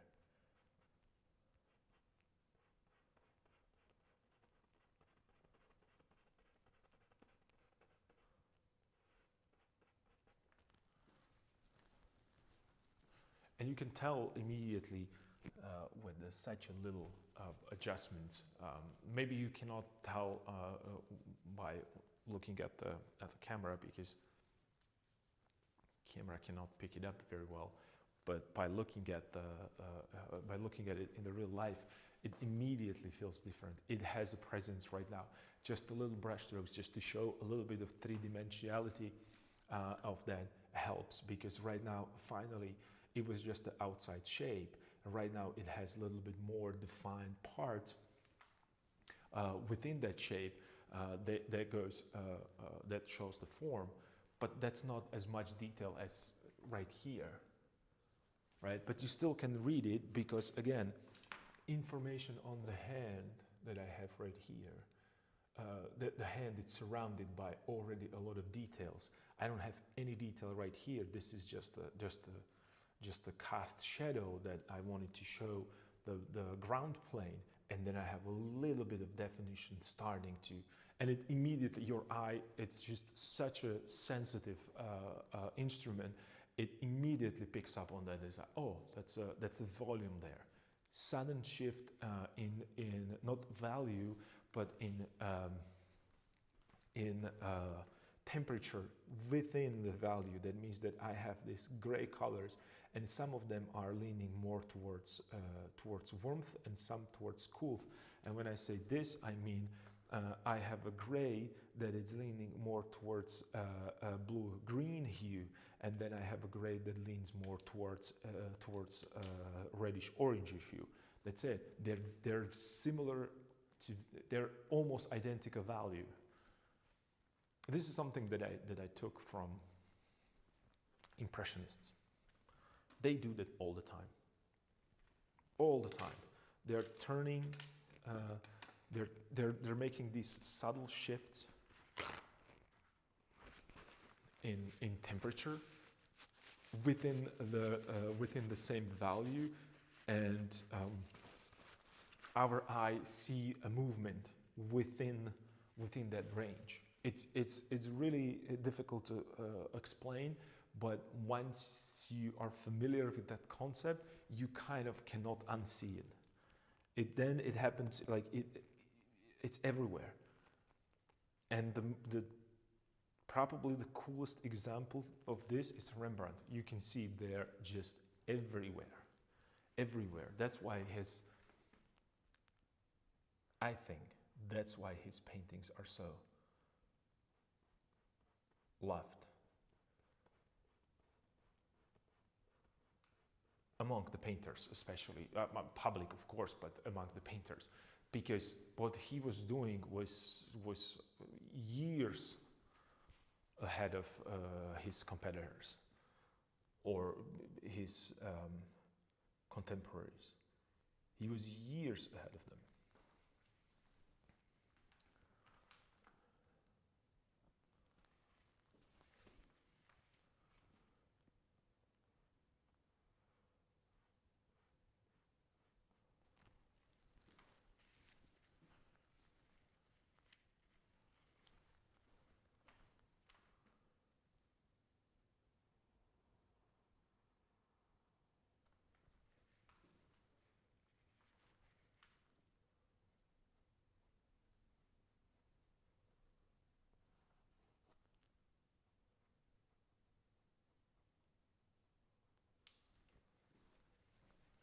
So I'm trying to do, just a little bit of that adjustment, just to show a little bit of light, not a lot, just a little bit.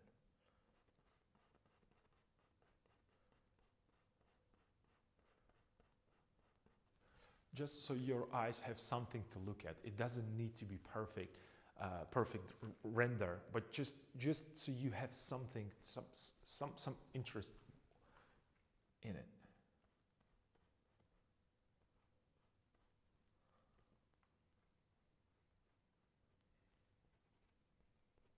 And it is done through a just a silhouette and scumbling a little bit of pigment on top of existing imprimatura that I did.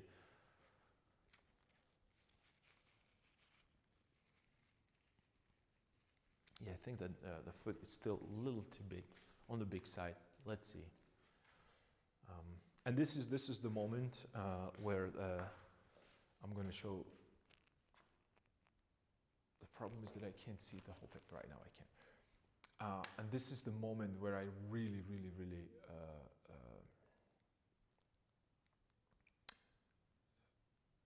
I can't stress enough how important it is to have mirrors around your studio and use the mirror reflection. And for those of you who work digitally, just flip the canvas. Flip it horizontally, flip it vertically, and that's like looking at your painting from completely different angle, or looking at your painting with fresh eyes. And the feet might look a little too on the big side right now, only because my painting is so high up, and I'm not judging it.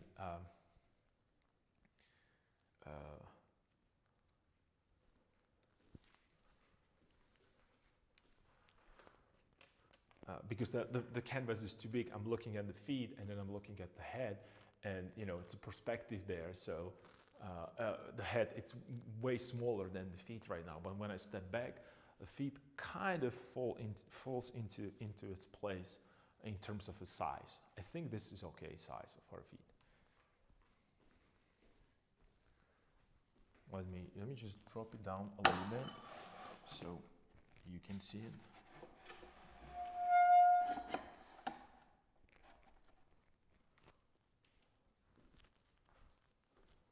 A little bit more.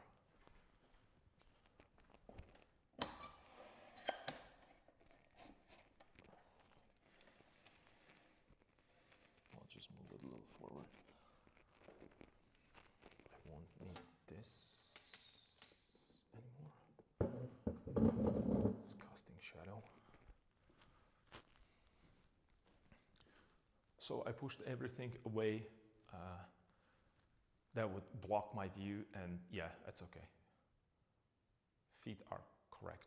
It's just the fact that I put a little bit more, little darker value right here, it kind of made the helmet look a little smaller. So I'm gonna quickly adjust it. I'm gonna lift some of that paint off the canvas.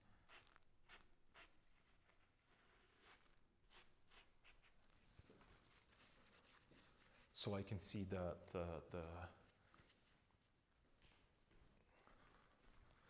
should put a little bit of this.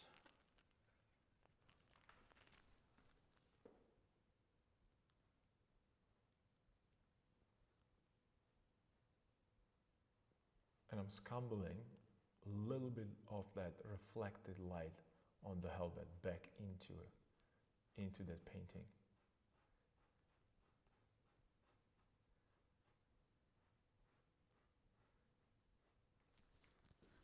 Just a little bit, so I can see the whole. I can see that helmet from edge to edge. That means that I can see it from this edge all the way to this edge right here, and then compare it to a foot.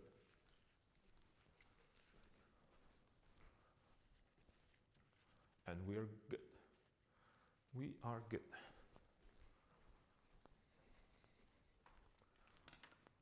We are good. I'm going to adjust this a little bit.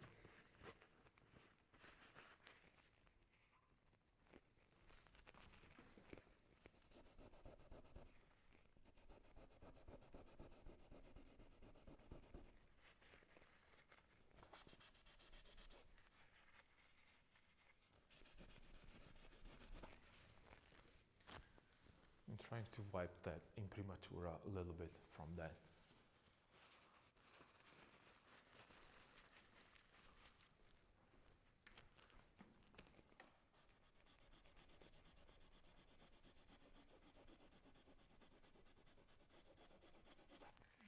Lost edge right here.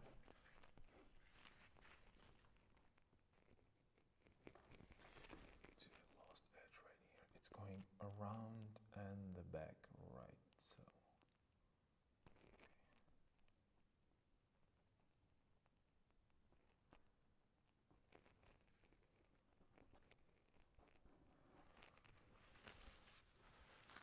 And right now, this is the moment where I should maybe put a little lighter value right here. So I define the edge of the boot, because I think that will help the overall feel of the leg being there, or part of the. So let me just move this back so I can see my palette. Yeah, little leather value. Plus, it's kind of, it's going to be. The problem is I don't really want to leave this orange there, but somehow it still works. I'm still not convinced that it's the worst idea. It gives it that kind of ruggedness, unfinishedness, which I kind of like. And then I know for a fact, the moment I start doing this, everything around here is going to change. And I'm trying to, I'm keying this painting to this background right now. So I will leave it there. I think I will leave it there. And it's going to serve also educational purposes, because that non-profit organization that I have, that I am part of, it's about education and educating people in painting and, you know, restoration and whatnot, so on and so forth, I should say, probably. And it's going to be kind of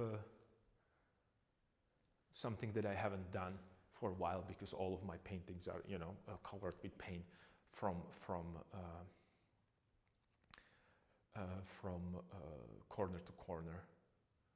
And I kind of miss that. I used to paint like this. This was very much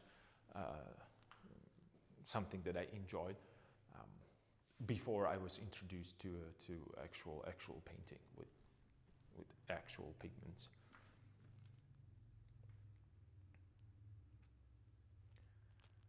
So it goes this way, and then it curves in. So what if I just mix the approximation of a background color? Let me just do it with a palette knife, because I'm not sure what would that look.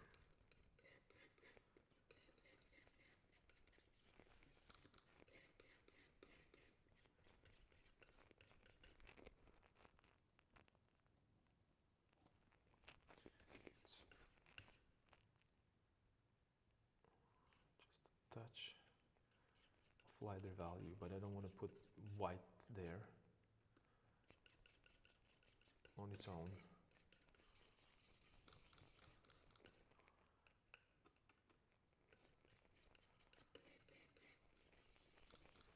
And the reason why I'm doing this is because I want to show,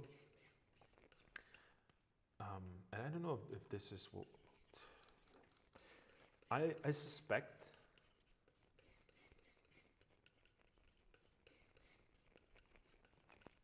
that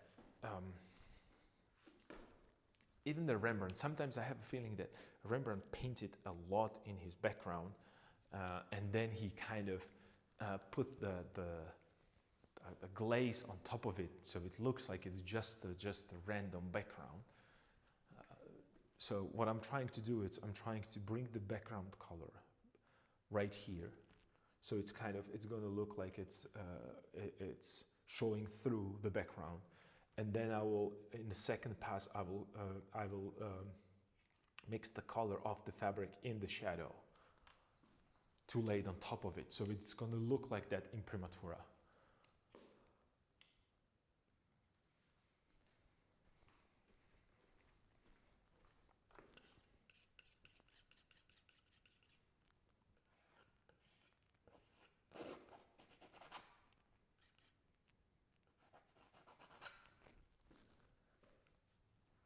Okay, this might work. And I'm mixing it slightly darker.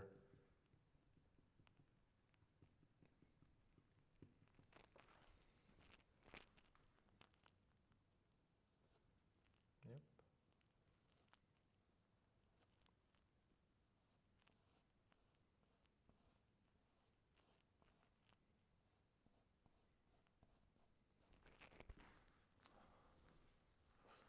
Yep. And what it's going to do, it's going to soften that harsh dark value, but it's still going to be visible. I'm not going to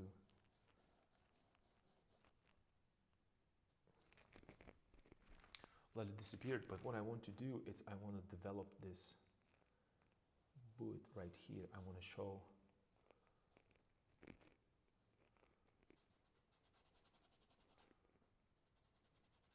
and this is something that, you know, this is something that I like to do a lot, like these little experiments, these little kind of like ideas about how far I can push the painting. And I yet to find the limit. Because it seems no matter what I do, it's always a way to either come back or repaint it or create something new out of that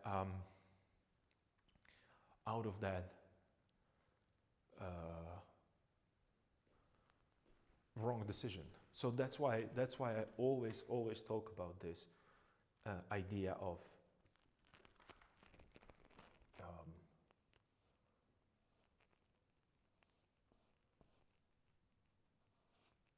95% and even more of my work, it's just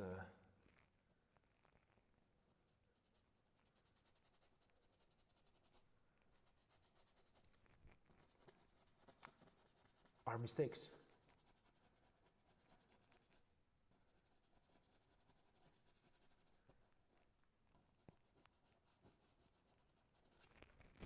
So I'm kind of, I mix the background color in order to develop, and you can see it how that little lighter piece that I did, and I'm looking on the screen right now, I can see and I can tell immediately that you can differentiate the side of the edge right here. You see it? You see it? This is the boot, and this is the background cloth that is wrapping around and coming back into front. So this part right here is the same as this. And by this transparency that I'm trying to achieve here, I'm trying to, not just for the sake of transparency, I'm trying to, the reason why I'm doing it is to show the edge of the boot a little bit right here. Because that will give me, and you as a viewer, it will immediately tells you that, oh, foreground, middle ground, background. That's it. And I created the kind of a three-dimensional feel that the depth.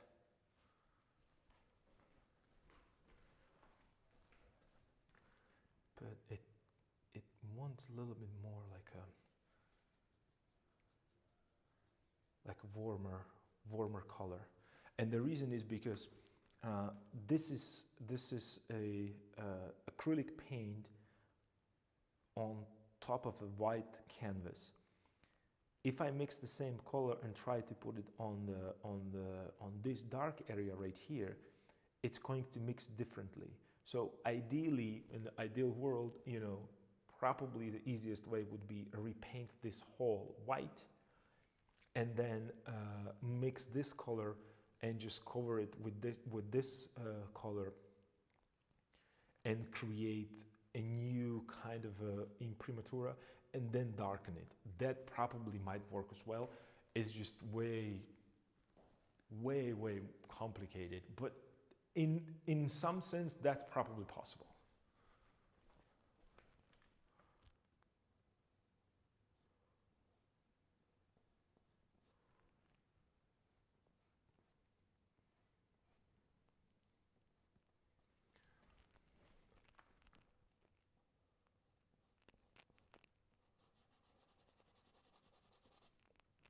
So I know that a lot of people, and most of the painters and most of the videos that you saw on the internet or in the schools, they would tell you that you put down the shadows, you don't touch the shadows. Man, come on. The shadows are probably changing, in my opinion anyway, they're changing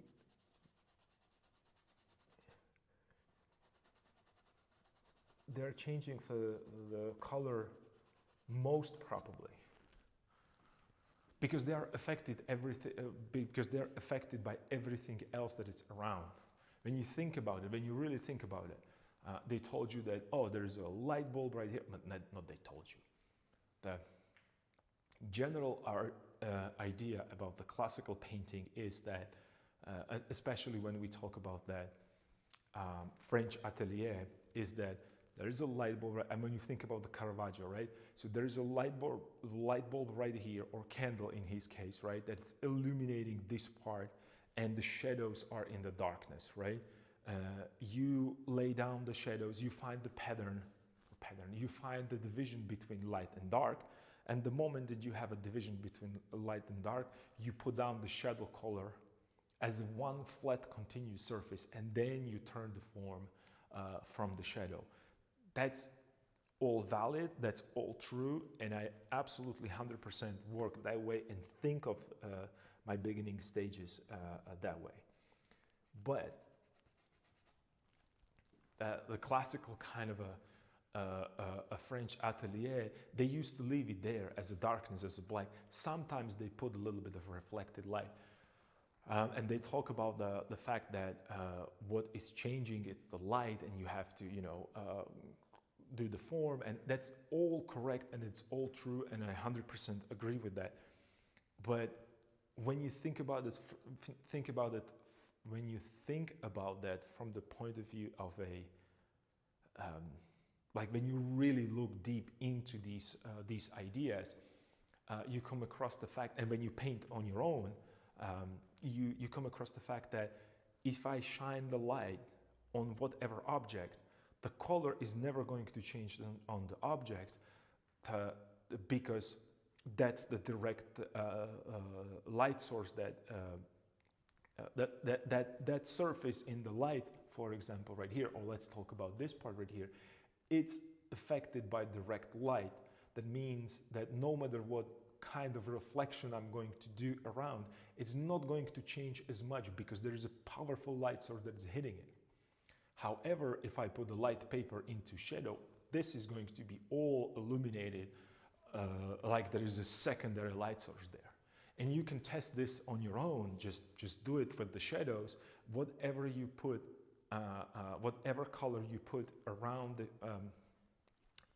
whatever color you put or surface that reflects the certain color next to the way that it affects the shadows, you will see how it changes the shadow itself. And I know this is difficult to talk about. You should be able to see it, and probably we'll do a little experiment with that just to make sure that we understand each other. It should be a little lighter.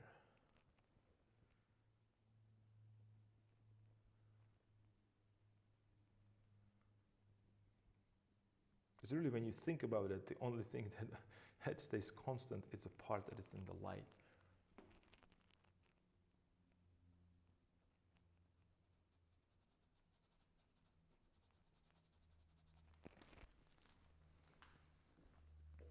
Lighter, needs to go lighter.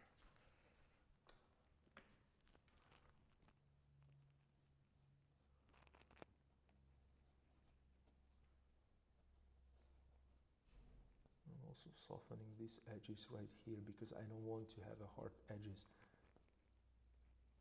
in the area which is the furthest away from you as a viewer, right? So it's just really, if a head is a focal point and you go all the way down, then this whole part really needs to be, and this is way too dark for some reason, I don't know why I darkened it so much.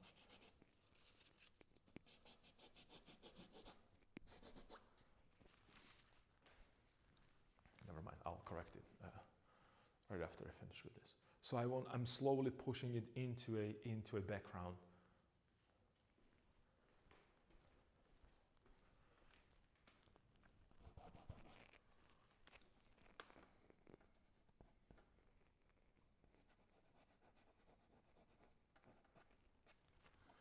Right, let's bring a little bit more of that.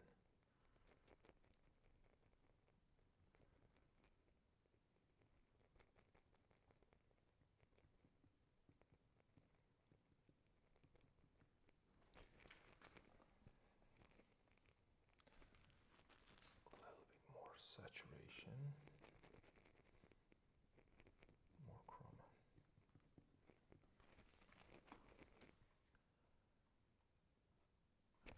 And lighter. Lighter and chroma.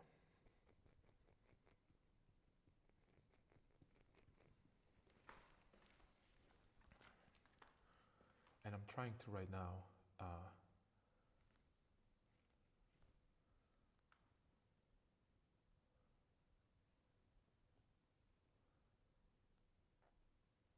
create a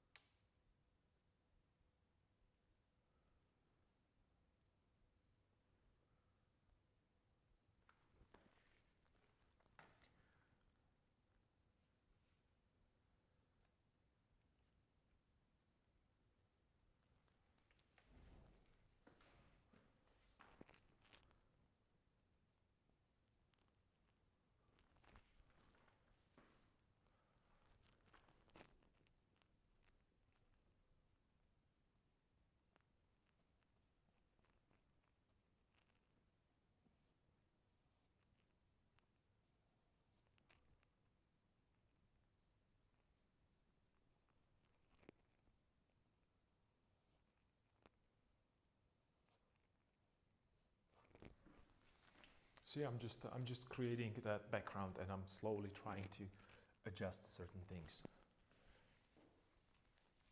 If I want to keep the background there, if I don't want to keep the background there, I should probably just start painting with the background color.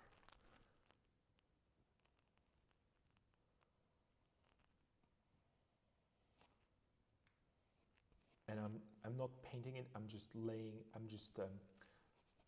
dry brushing it. So I have a paint with limited amount of medium on the brush.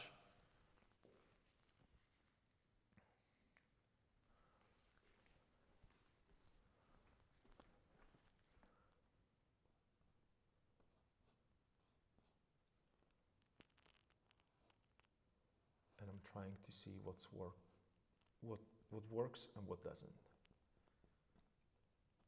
What if I go all the way up right here? So I'll create like the complete. And this is again, I'm back in designing and composing right now, and I don't like this. So whenever I decide to change it, there's nothing that's going to stop me, because since I have right now that background color there, I can always, when it dries out a little bit, I can put a glaze on top of that.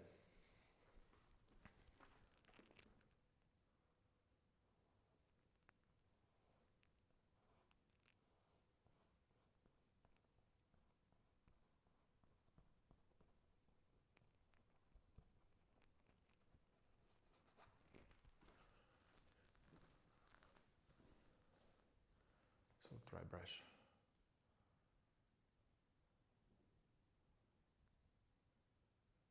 Maybe I should push it that way, yeah, with the diagonal. Yep.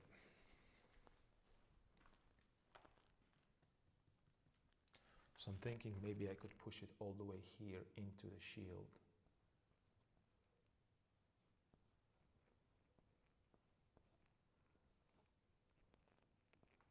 And again, I'm just using a dry brush. I'm not trying to repaint or paint like, you know, heavily on that.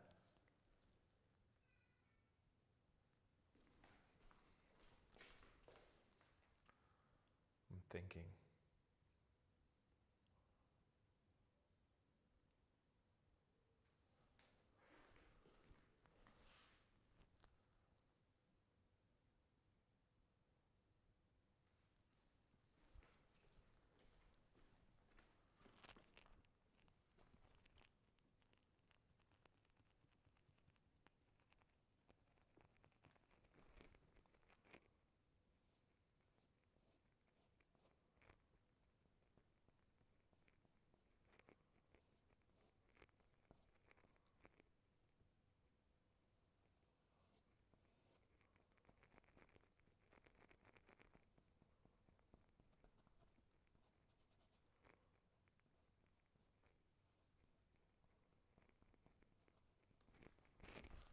So let's see.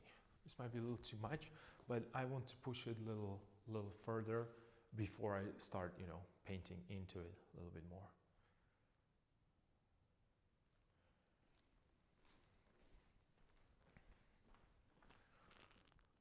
And perhaps it should go this way, like so.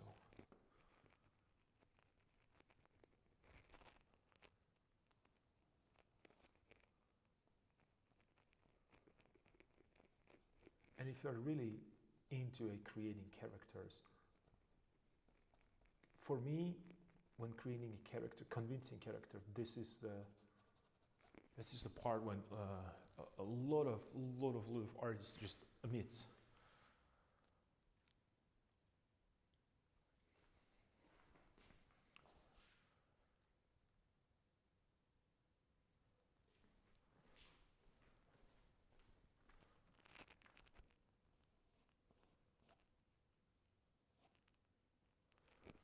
Okay, and I need to check out how is that. Maybe I could show a little bit of the booth instead of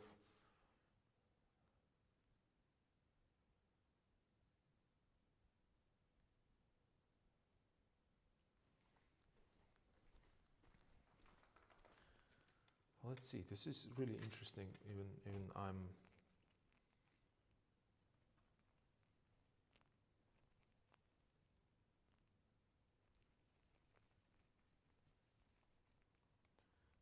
not 100% about this.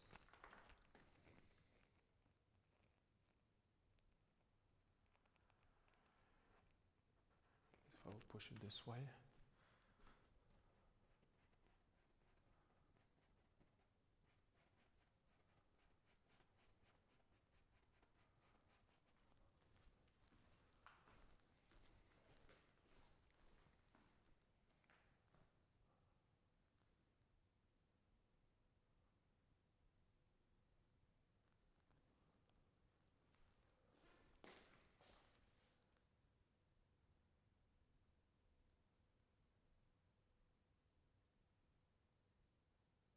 I'm thinking, I'm trying to understand right now how to do it. What I'm just to, because I created this kind of a in-between part, like that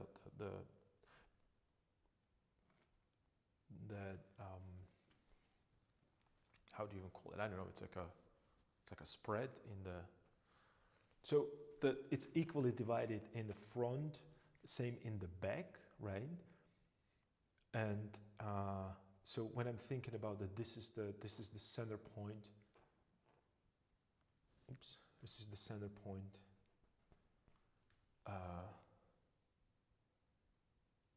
On the front, so somewhere here it's going to be in the back, so it's go down this way here, I'm trying to figure it out what's behind, like how does it drape behind him, or on his spine.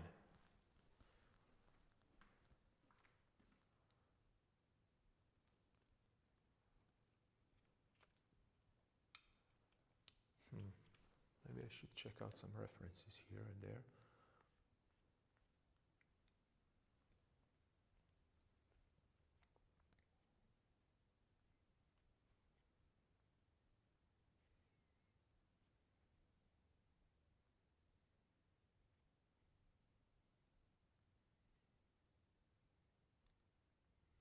Or could it be like he has it only in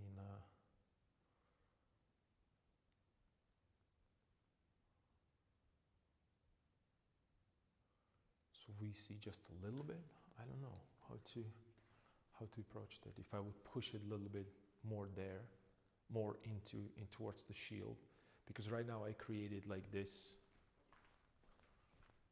kind of unwanted piece. Like, what is this doing there?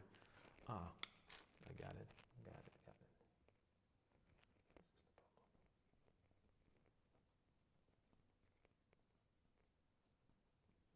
Let's make this disappear a little bit into background.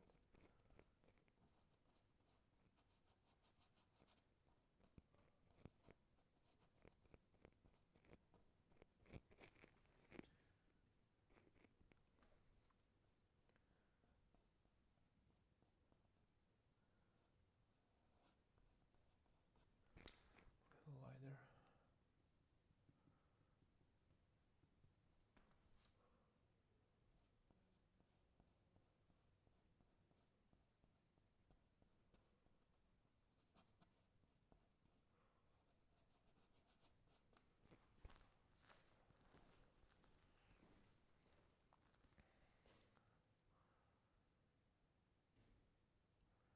I don't know, it seems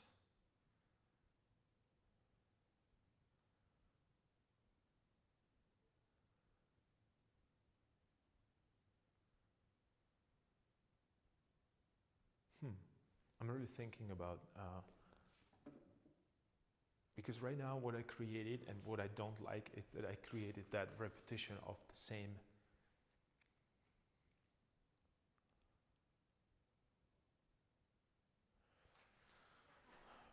what I'm saying is that I have a, you know, the verticals, vertical, another vertical, everything is vertical right now, and it kind of bothers me there. And then let's just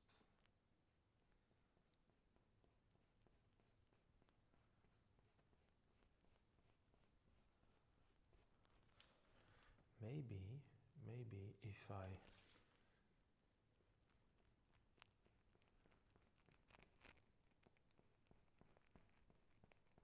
connected with the background completely, almost completely, like so.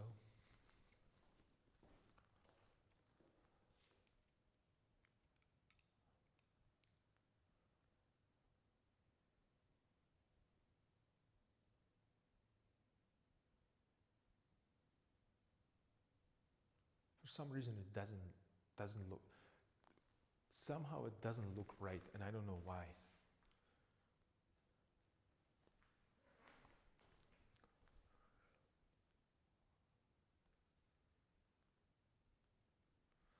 Maybe it should be pushed this way.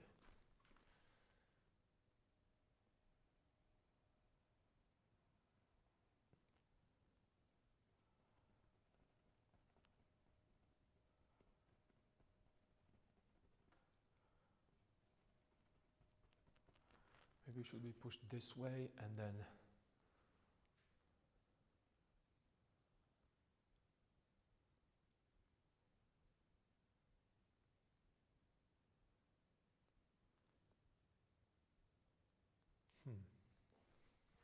well, I'm stuck right now. I'm not sure what to do with it.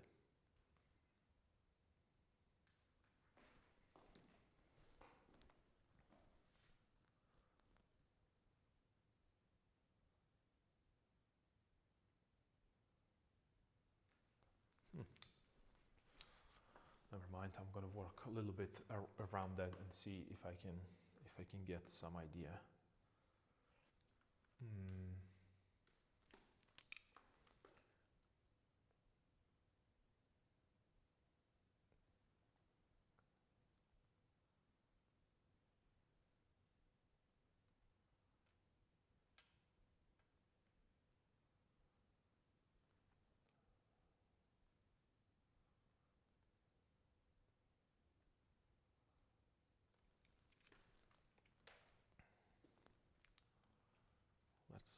Let's think about this. I could push this little lighter right here. Little lighter right here. I have a shadow. It's right here, and I need. Excuse me. I need to put this, a little bit of this here.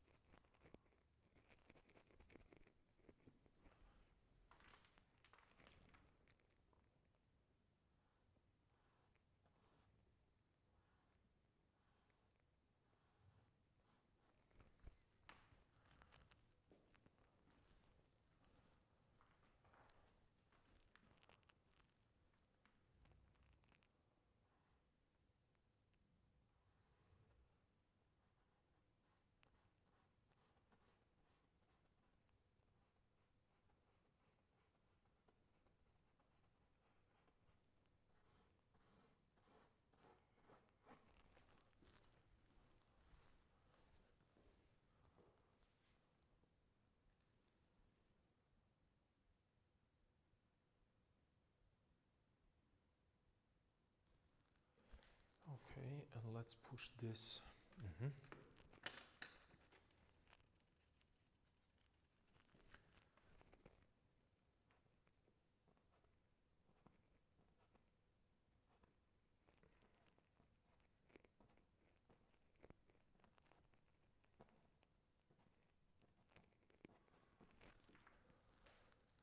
Let's push this all the way here. And there's just going to be a thin sliver of that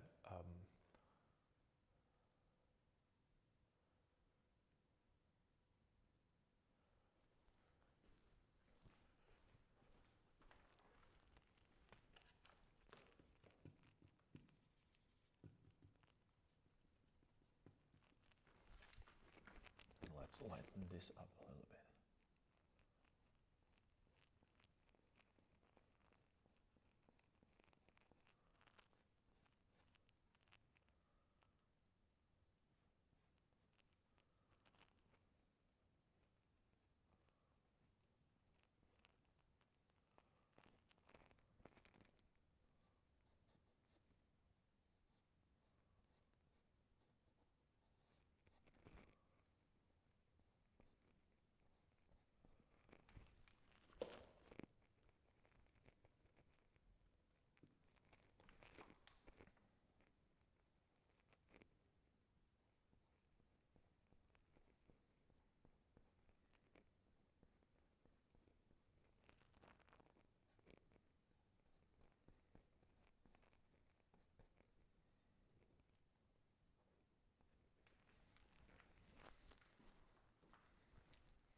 Cool.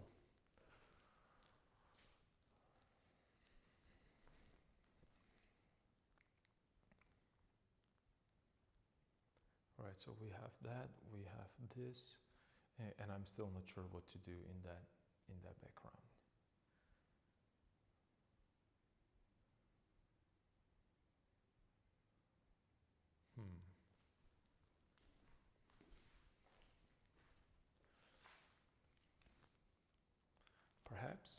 steps.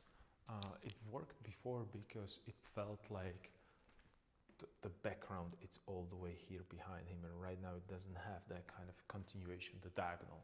So that might be the problem. So I might not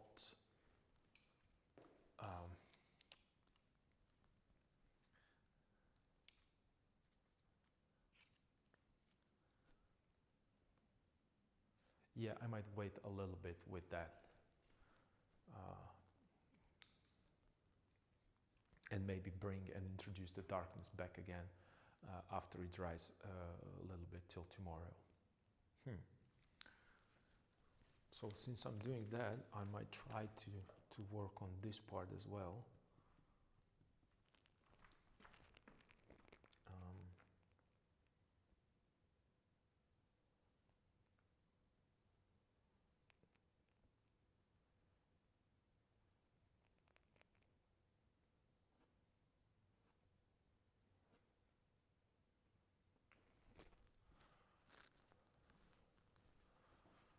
Okay, I'm still working on that silhouette there. There's nothing unusual right now happening. I'm just want to correct these silhouettes.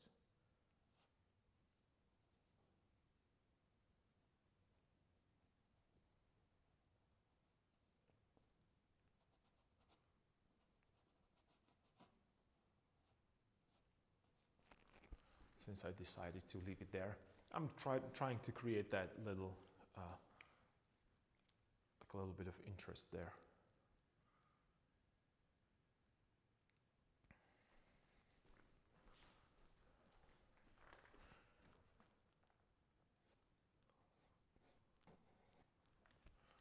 So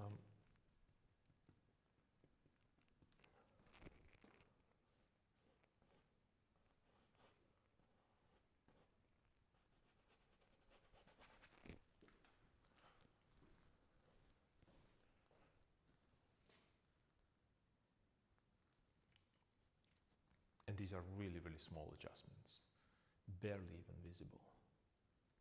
But they're there, trust me, they're there. And yeah, it was definitely that diagonal. This part definitely, what was here, the darkness, was helping the diagonal. Right now I can see it. I can definitely see it.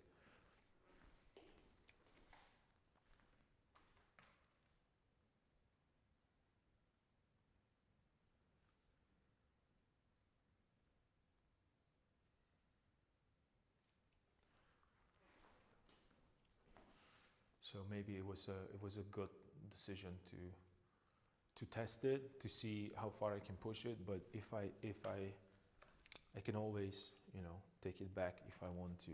So it was here and here, like so.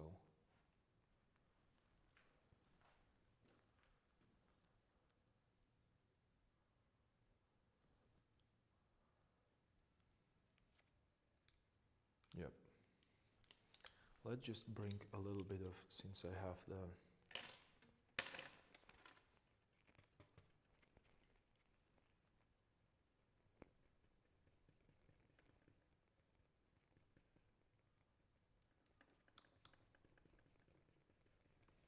little bit of that lighter value right here, the one that is right here.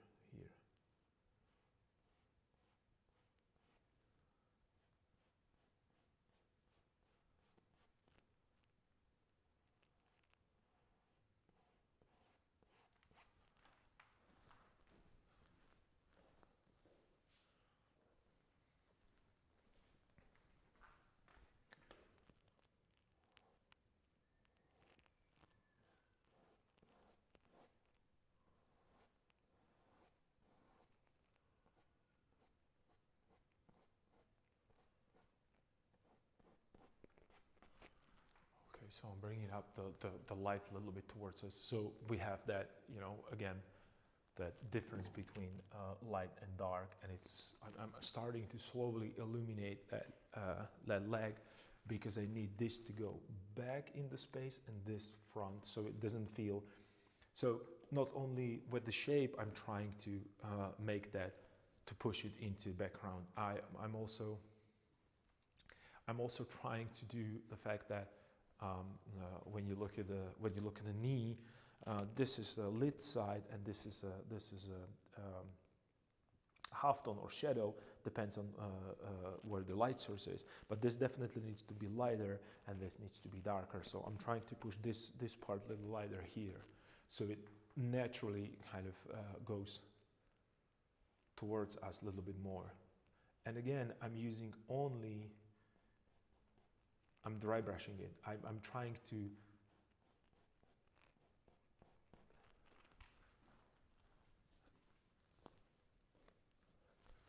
just lighten it a little bit. I don't want to repaint it. And that's why when I talk to another young students, they always are talking about that I'm gonna dry brush it later, and then I'm gonna use glazing. But here's the thing: unless you have a strong foundation underneath that dry brush or glazing, it's not going to work. So the painting has to be there. Painting has to be there in order for you to do such thing.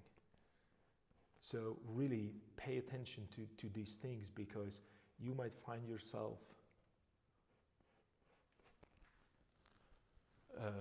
unpleasantly surprised when it comes to dry brush and glaze. Dry brush and glaze, it's additional technique that you use on top of already existing foundation, which is the direct painting and understanding of pigments and drawing and shapes and designs. I just want to show the little sliver of the light there. Kind of, I have the feeling that it would not be a bad thing.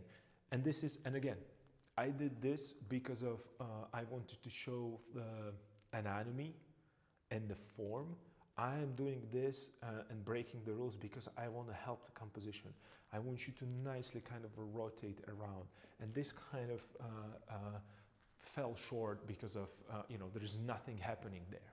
So just a little bit to show it there and kind of help you as a viewer to just move around a little bit more.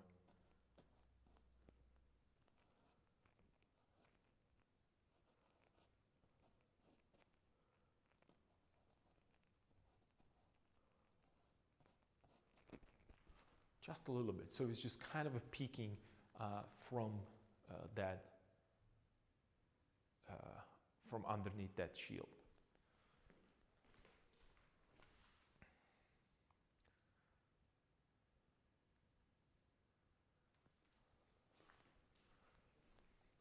And I want to push that. So again, I did this lighter because it's that plane that it's going towards us, so it's catching more light. But then I also want to keep the diagonal, so I don't want to go with the light this direction, but push it even here where the top of the knee is going to be. So I'm going to hit it there a little bit more. So I'm showing that knee sticking out. And creating that feeling of this leg being the one that it's holding the weight, and this one is kind of sticking out, like the classic kind of a contrapposto feel to it. I don't know if you can see it in the camera, like so. So you're standing upright, like being all majestic, right, as he's supposed to be, and then you have that, and I'm exaggerating it right now just to show it that. That you have that hip that's going a little higher, and then you have this relaxed leg that goes out and then inside. So from the side view, you can see that it's going out and then inside. So that's what I'm trying to achieve, and it's supporting that diagonal, right? So we were talking about these implied lines, and I have the cross that is going right here, but I pushed this a little bit more. That means I have one implied line going this direction instead of pushing this one. And then I have a shoulder that is light. I have this part that is light, and I'm going to have a light right here. That is an implied line in in terms of saturation, in terms um, of tone and value.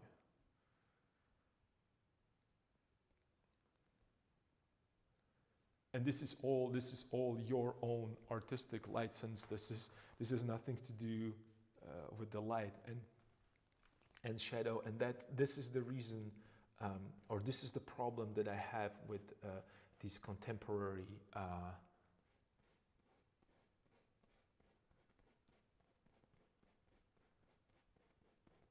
classical ideas that, oh, we kind of get so into copying exactly what we see to the point that you cannot create anymore. And I want you to understand that I'm trying to create, and everything that is happening on the canvas, it's supposed to help the composition. So what, that the light would never hit this direction to that way? Is it believable? Does it feel like there is a leg underneath, and does it feel that it's showing that that kind of a contrapposto, that protruding knee there? Well, if it is, then that's okay. That is okay.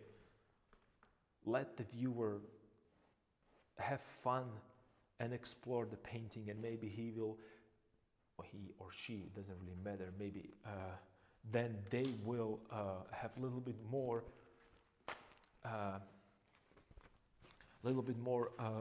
interest in the painting, because there are going to be things that they cannot describe in the real life, and it seems like it's a real life. It should be a real life. Give them a little bit of a mystery. Give them a chance to be engaged with your painting, and it will help.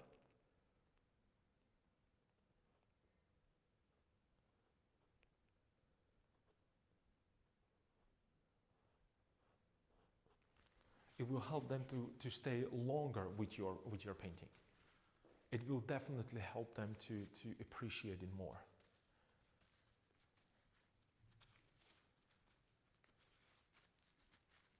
Rather than just dismiss it and be like, oh, it's another night, whatever. I've seen these so many times that I don't even want to look at them.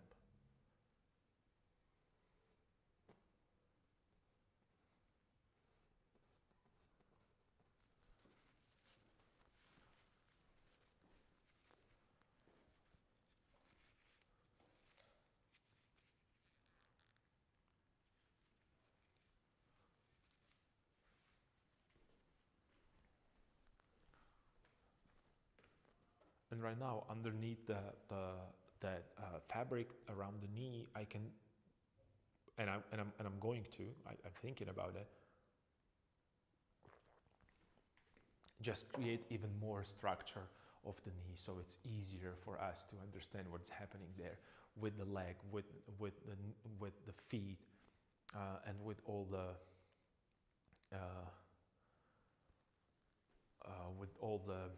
anatomy that is buried underneath that. It's just feel that this could be a little bit more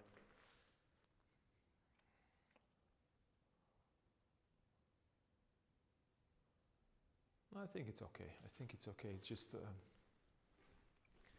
think I could push it a little bit more here, even a little bit more.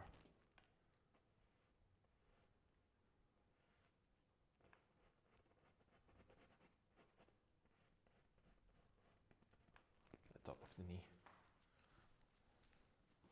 just a little bit.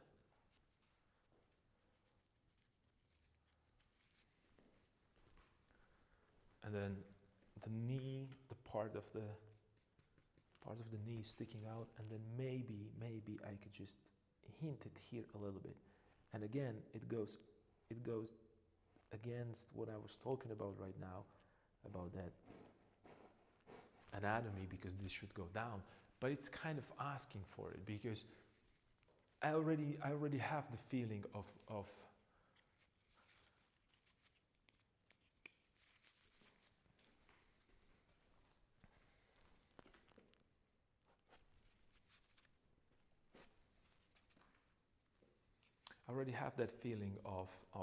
knee bulging and then slightly going down, but then it's kind of straightens it up and then kind of maybe curves outside. I don't know. I'm not thinking about exactness right now. I'm thinking about the composition and how I want you, the way I want to lead your eye. I want to give you a helpful hints of how you're supposed to look at this painting by these little adjustments. And if you look at Rembrandt, he's doing it all the time. He's doing it so masterfully that you don't even question that. You're just accepting it that, oh, yeah, of course that it's supposed to be this way. No doubt. No doubt that it's supposed to be this way.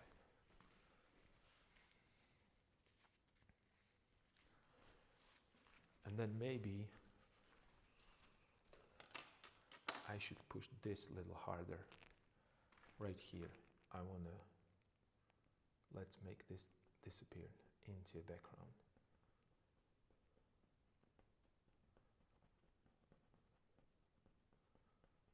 Let's make this disappear into a background and then appear again from the background. So it's kind of a lost edge, completely lost edge into a, and soften this a little bit so it's not that dark.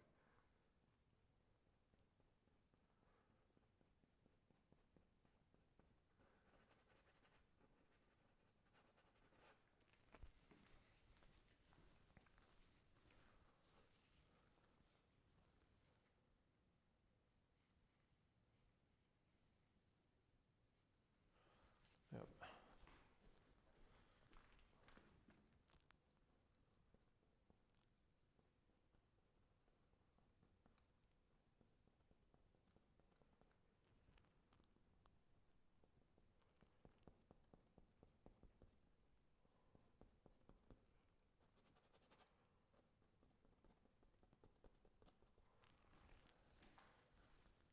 I don't want to have hard edges there. I just want you to feel the knee there, and I am trying to hide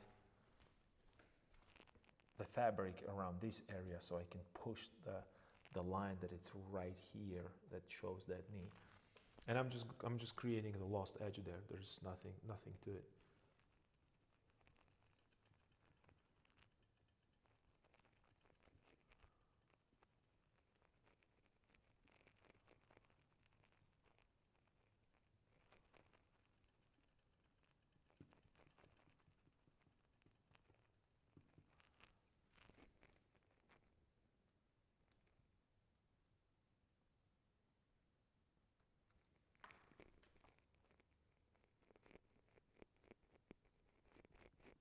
Lighter and brighter.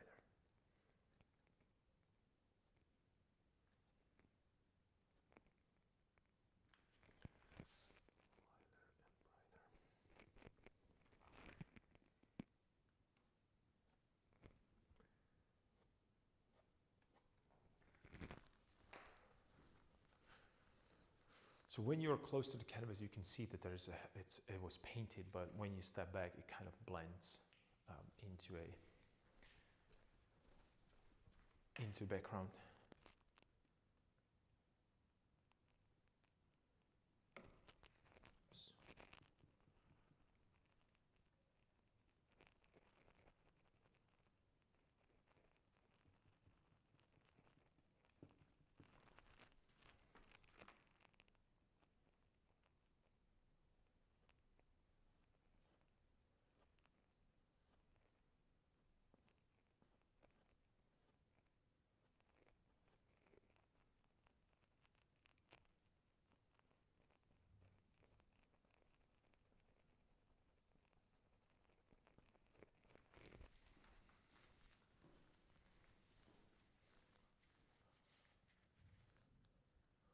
Yep, slowly, slowly.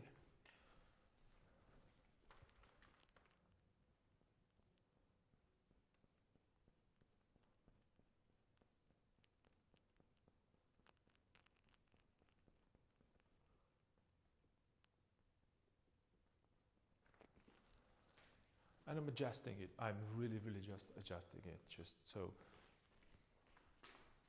it gives it a kind of a nice feel to it. So you can just,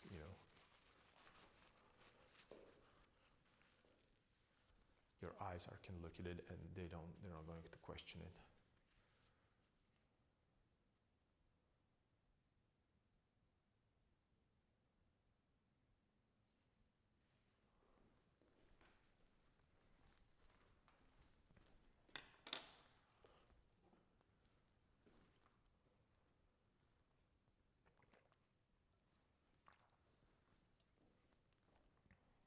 And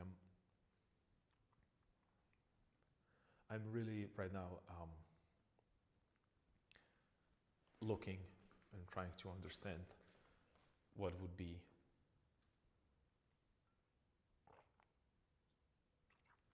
what would improve that feeling of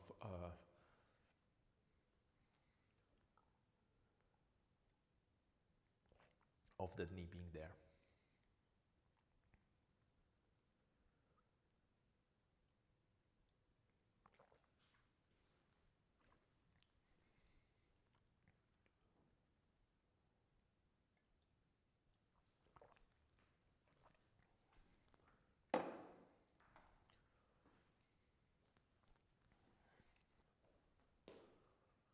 Okay. I think this works.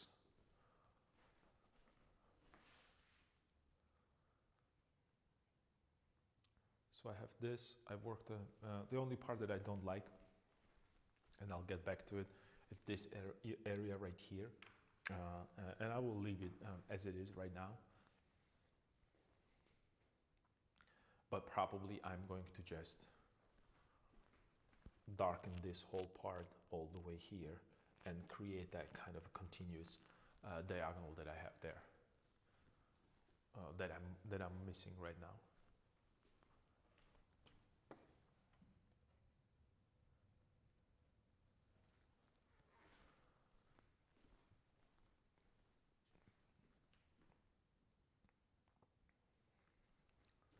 And then I can maybe turn my attention towards the helmet and start working on the helmet. I think that's what's needed right now. That is what I should do, perhaps.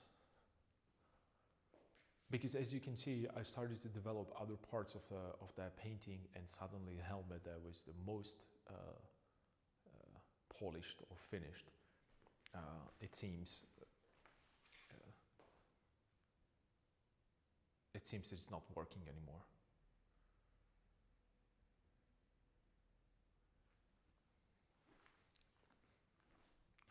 And then perhaps I should push that. Well, I'll see if that's. Maybe I should push this chainmail down here a little bit, so it's going here and around. Because I feel something is not right there. Maybe it's too much information, I don't know. Something bothers me about that area. Maybe it has too much of that. So I should create a little bit more of the definitive edge right here that would help the viewer to see what's happening. Because right now I have a dark streak, the light streak, and then it just kind of doesn't connect very well together. It doesn't feel right to me.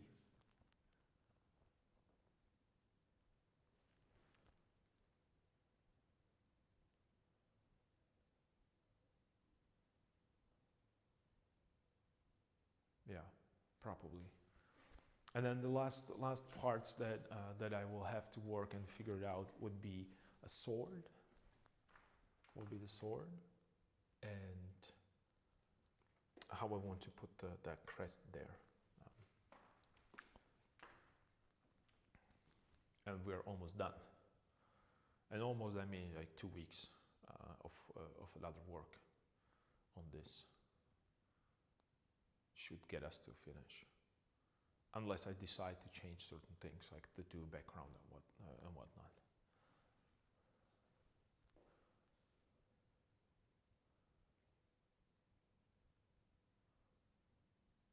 We'll see.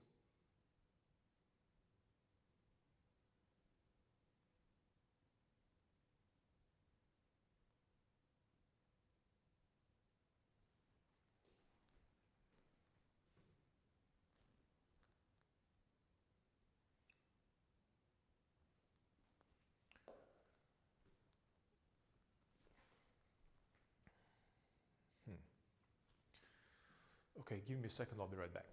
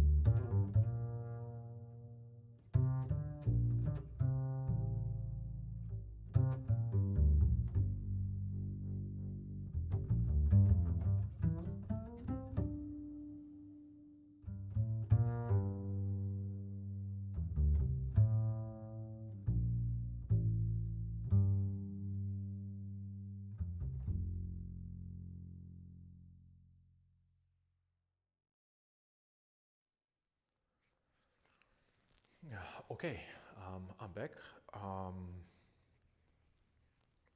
And I just want to make sure that I was actually thinking about that. I was standing back and looking at the painting, and I was thinking about that. Another part that I really have to start dealing with, it's that sword. Even though I thought that it's not an issue, it very quickly happened to be the issue together with this. And while I was sitting and looking at that and kind of, like postulating what's going to happen or what I want to do rather, I should probably deal with the edge right here, because this is just one continuous line that meets another continuous line in kind of a, I don't know. It's not right. It doesn't sit well with me, and it might be also because I'm kind of looking at that part right now and throughout the painting. I knew that it kind of bothers me, not necessarily 100% bothers me, kind of bothered me. That's what I'm trying to say. So that needs to be addressed and adjusted, and then the sword, because right now the sword just does not belong to that painting. It's just a kind of a random thing that is sticking out from there. So what I'm going to do during till tomorrow, we'll be probably looking for the swords, different pictures of the sword. Ideally, if you have the option to go to a museum and see a real swords, take a pictures, maybe do little sketches, that would be definitely beneficial, because looking at the pictures, yes, it gives you the kind of idea what is happening with the form, how it curves, what the color should be, the length, the size, and so on and so forth. But it's a picture. It's a still image. It's a millisecond, and you can miss very important things like reflections, like little scratches, all little detail counts. I know that this is way more information that you would possibly need. However, sometimes composition will ask for something, some interest that you have to put into that blade, and those little areas, scratches and whatnot, maybe little markings, will definitely improve the believability of that object. And by believability, I mean that it belongs to real life, that the viewer believes that such a thing exists, right? So, for instance, I'm talking about the sword, but that's same with the shield. Ideally, during the weekend, I might have a spare time. I will go to a museum. I will go to a museum that they have, armory, that they have the armor, that they have shields and swords. I have that option if the time will allow me to do it, and I will do little sketches. I will study a little bit. What does it mean to have a sword in your hand? What the balance is? What is believable and what is not believable? Kind of a shape or form. And I will definitely add it. Same goes for the belt. I have a belt that I work with. I might, again, probably put it around the chair and just paint from life. I'll put it into a position of the light that I need, and work with some real objects. It's easier for me start to developing certain parts from life when I know how they're supposed to be. Just putting randomly a belt around the chair and start painting it would not make sense. But I already designed that. I already put the position, put it into a position where I want it to have. Right now, I just need to make sure that it resembles and it will have that feeling of a belt buckle, and the feeling of a leather there. Not just it's not. because it's not only about changing the hue, the color, right? So I have a garment, and the garment it's light, and then I have or light kind of a ochre, natural kind of a color, and then I have a belt, and I know that belts are usually brown because the leather is brown, so I'm just going to switch to brown color. That doesn't work that way. So I want to see the texture. I want to have that a feeling of a leather, and I want a feeling that that it's actually strapped around him and it's holding that garment there. So that's another part of that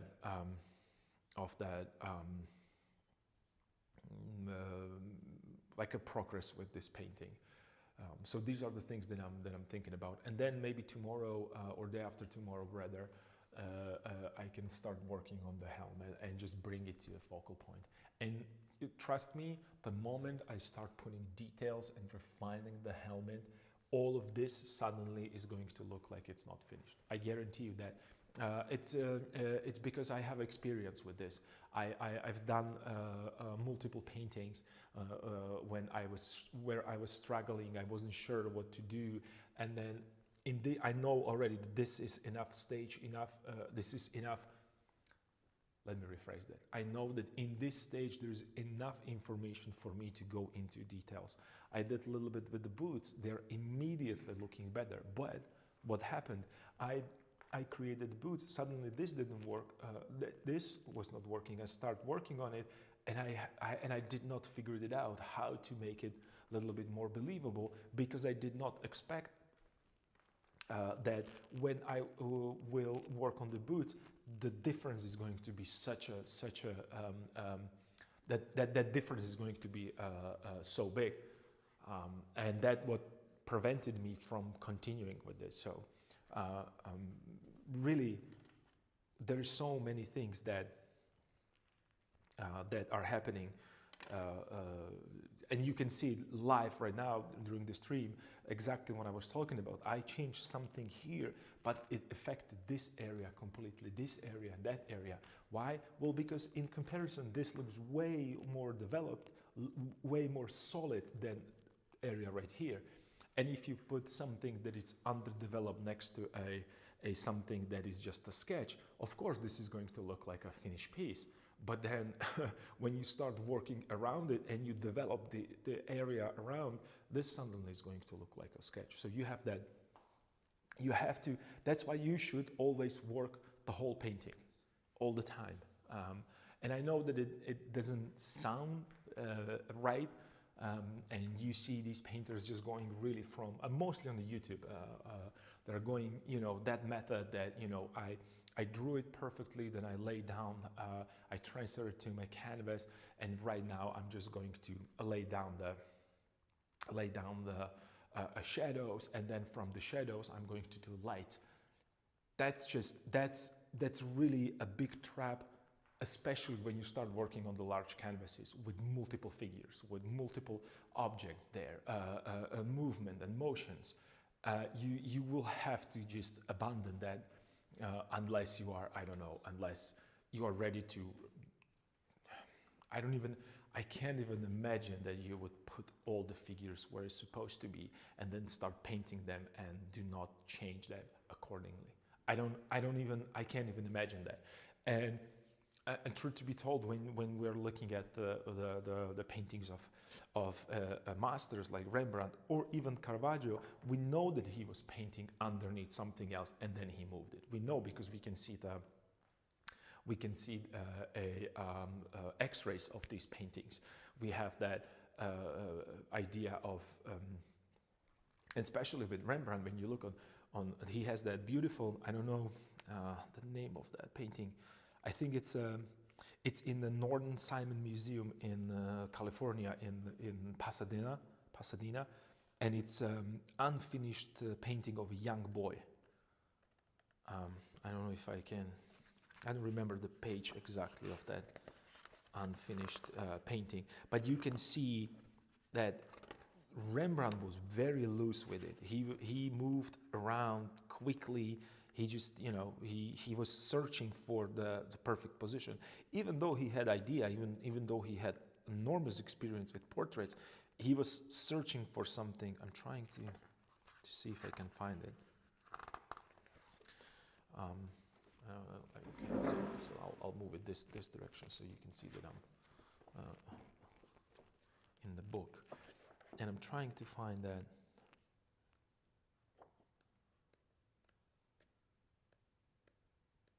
I remember that it had a huge impact on me seeing that unfinished painting of Rembrandt, because I think it's even called that it's a study or unfinished painting of a young boy, and it's in California, Northern Simon Museum. I hope it's still there. They didn't. Oh, there it is.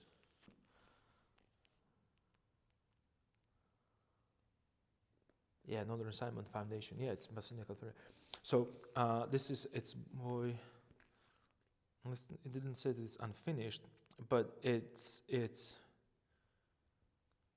says it's a boy in a 16th century costume. So you can see how, and trust me, the photograph, no matter how good photograph you have, to see it in real life, those brushstrokes, those are just amazing. I mean, they're just very straightforward. There is nothing to it. It seems like that Rembrandt was not even trying to paint. He's just like, oh, I'm bored with everything around me. What is this? Oh, this is brush. Let me try to see what's going to happen. And he was really kind of exploring the options and possibilities and moved things around very freely. The only thing that was locked is the eyes. The eyes are almost done, and the mouth and the face, but everything around it, it's just impressionistic painting. It's beautiful. And I was comparing it to.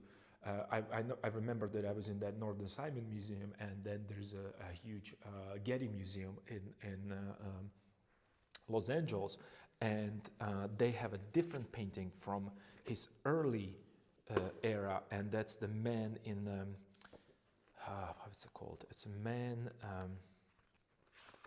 in armor, in something like that, and that's something completely different.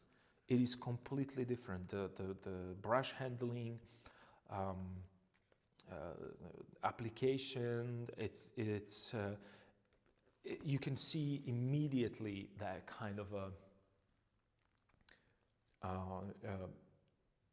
How would I put this? You can see the difference between the beginning stage and then the finished stage, and especially with Rembrandt, it's not only the beginning, the first parts of the painting, and then more developed. It's also he stopped caring about perfection or these perfect portraits. He went into a dark place, really dark place in his life. And it showed in his paintings.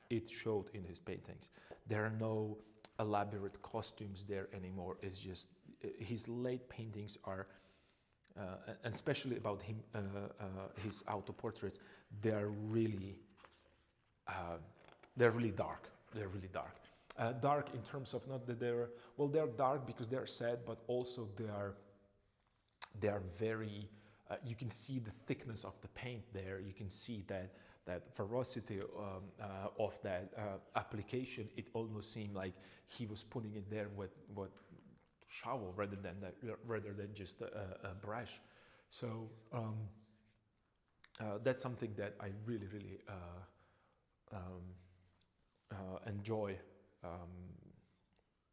when looking at Rembrandt's painting. And the reason why I'm saying it, it's just it's. As I said, it's to show you the idea of how something looks underdeveloped next to something polished, and especially with that young boy, his costume really is just it's a sort of few very well executed brushstrokes that they look believable, and I think it looks even better than some more finished paintings of his, because you really focus on the face of that young boy. It's really, really beautiful. Rembrandt knew exactly that, oh, the face is the main part, so let me make sure that if anything happens, right, I'll still have that perfect Rembrandt face right there, the youth and that and the slight smile, like you can see the eyes are like full of life. It's great. It's great. The painting, it's awesome. So I highly recommend you, if you have a chance, or if you are from California, just go down to Pasadena to check that Northern Simon Museum. I believe it's free for public. It was free for students. Same for Getty. Getty is 100% free for public, but Northern Simon was free for students. So if you're a student of art, Northern Simon is a great place to hang, great place to visit when it comes to museums. It's really, really good. It's not that big, but they have some beautiful, beautiful paintings, including Tiepolo, Rembrandt, among my favorites from that era. I believe that they have a Zurbaran there as well. Zurbaran. I believe that that's how you spell his name or pronounce his name. Beautiful, beautiful paintings there. They have also Ribera there, and I really enjoyed. And it was a long, long time ago. And I am sure that they have also a painting of Rubens there. Couple pieces of Rubens, but the small ones, not the big ones, I believe. So, yeah.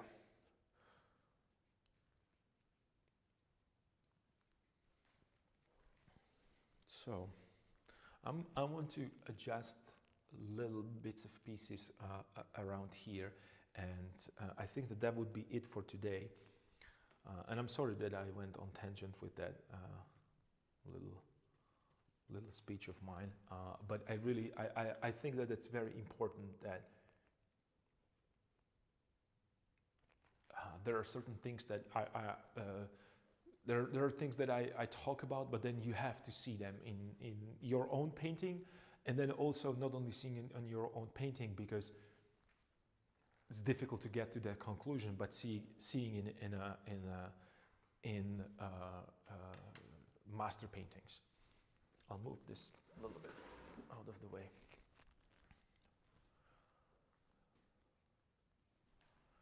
Yeah, I need to correct this. And I will have to, definitely, there's no way around this, I will have to find a reference for that. I don't even think that I can do anything with that. Actually, what I can do is, I know again, Rembrandt has that problem. He solved it beautifully. And I'm pretty sure that everybody knows this painting, and that's the painting of the militia company. I think it's familiar. They call it the Night Watch. And there is a beautiful, beautiful, beautiful example of what I'm actually working on, and that's that figure in the gold dress, like very, very kind of a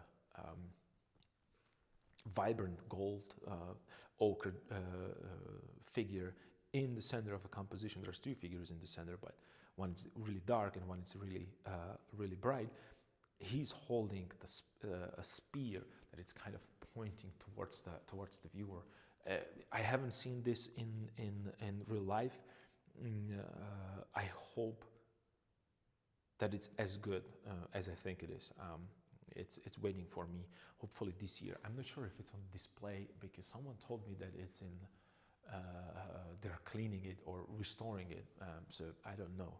I have to check that. But it's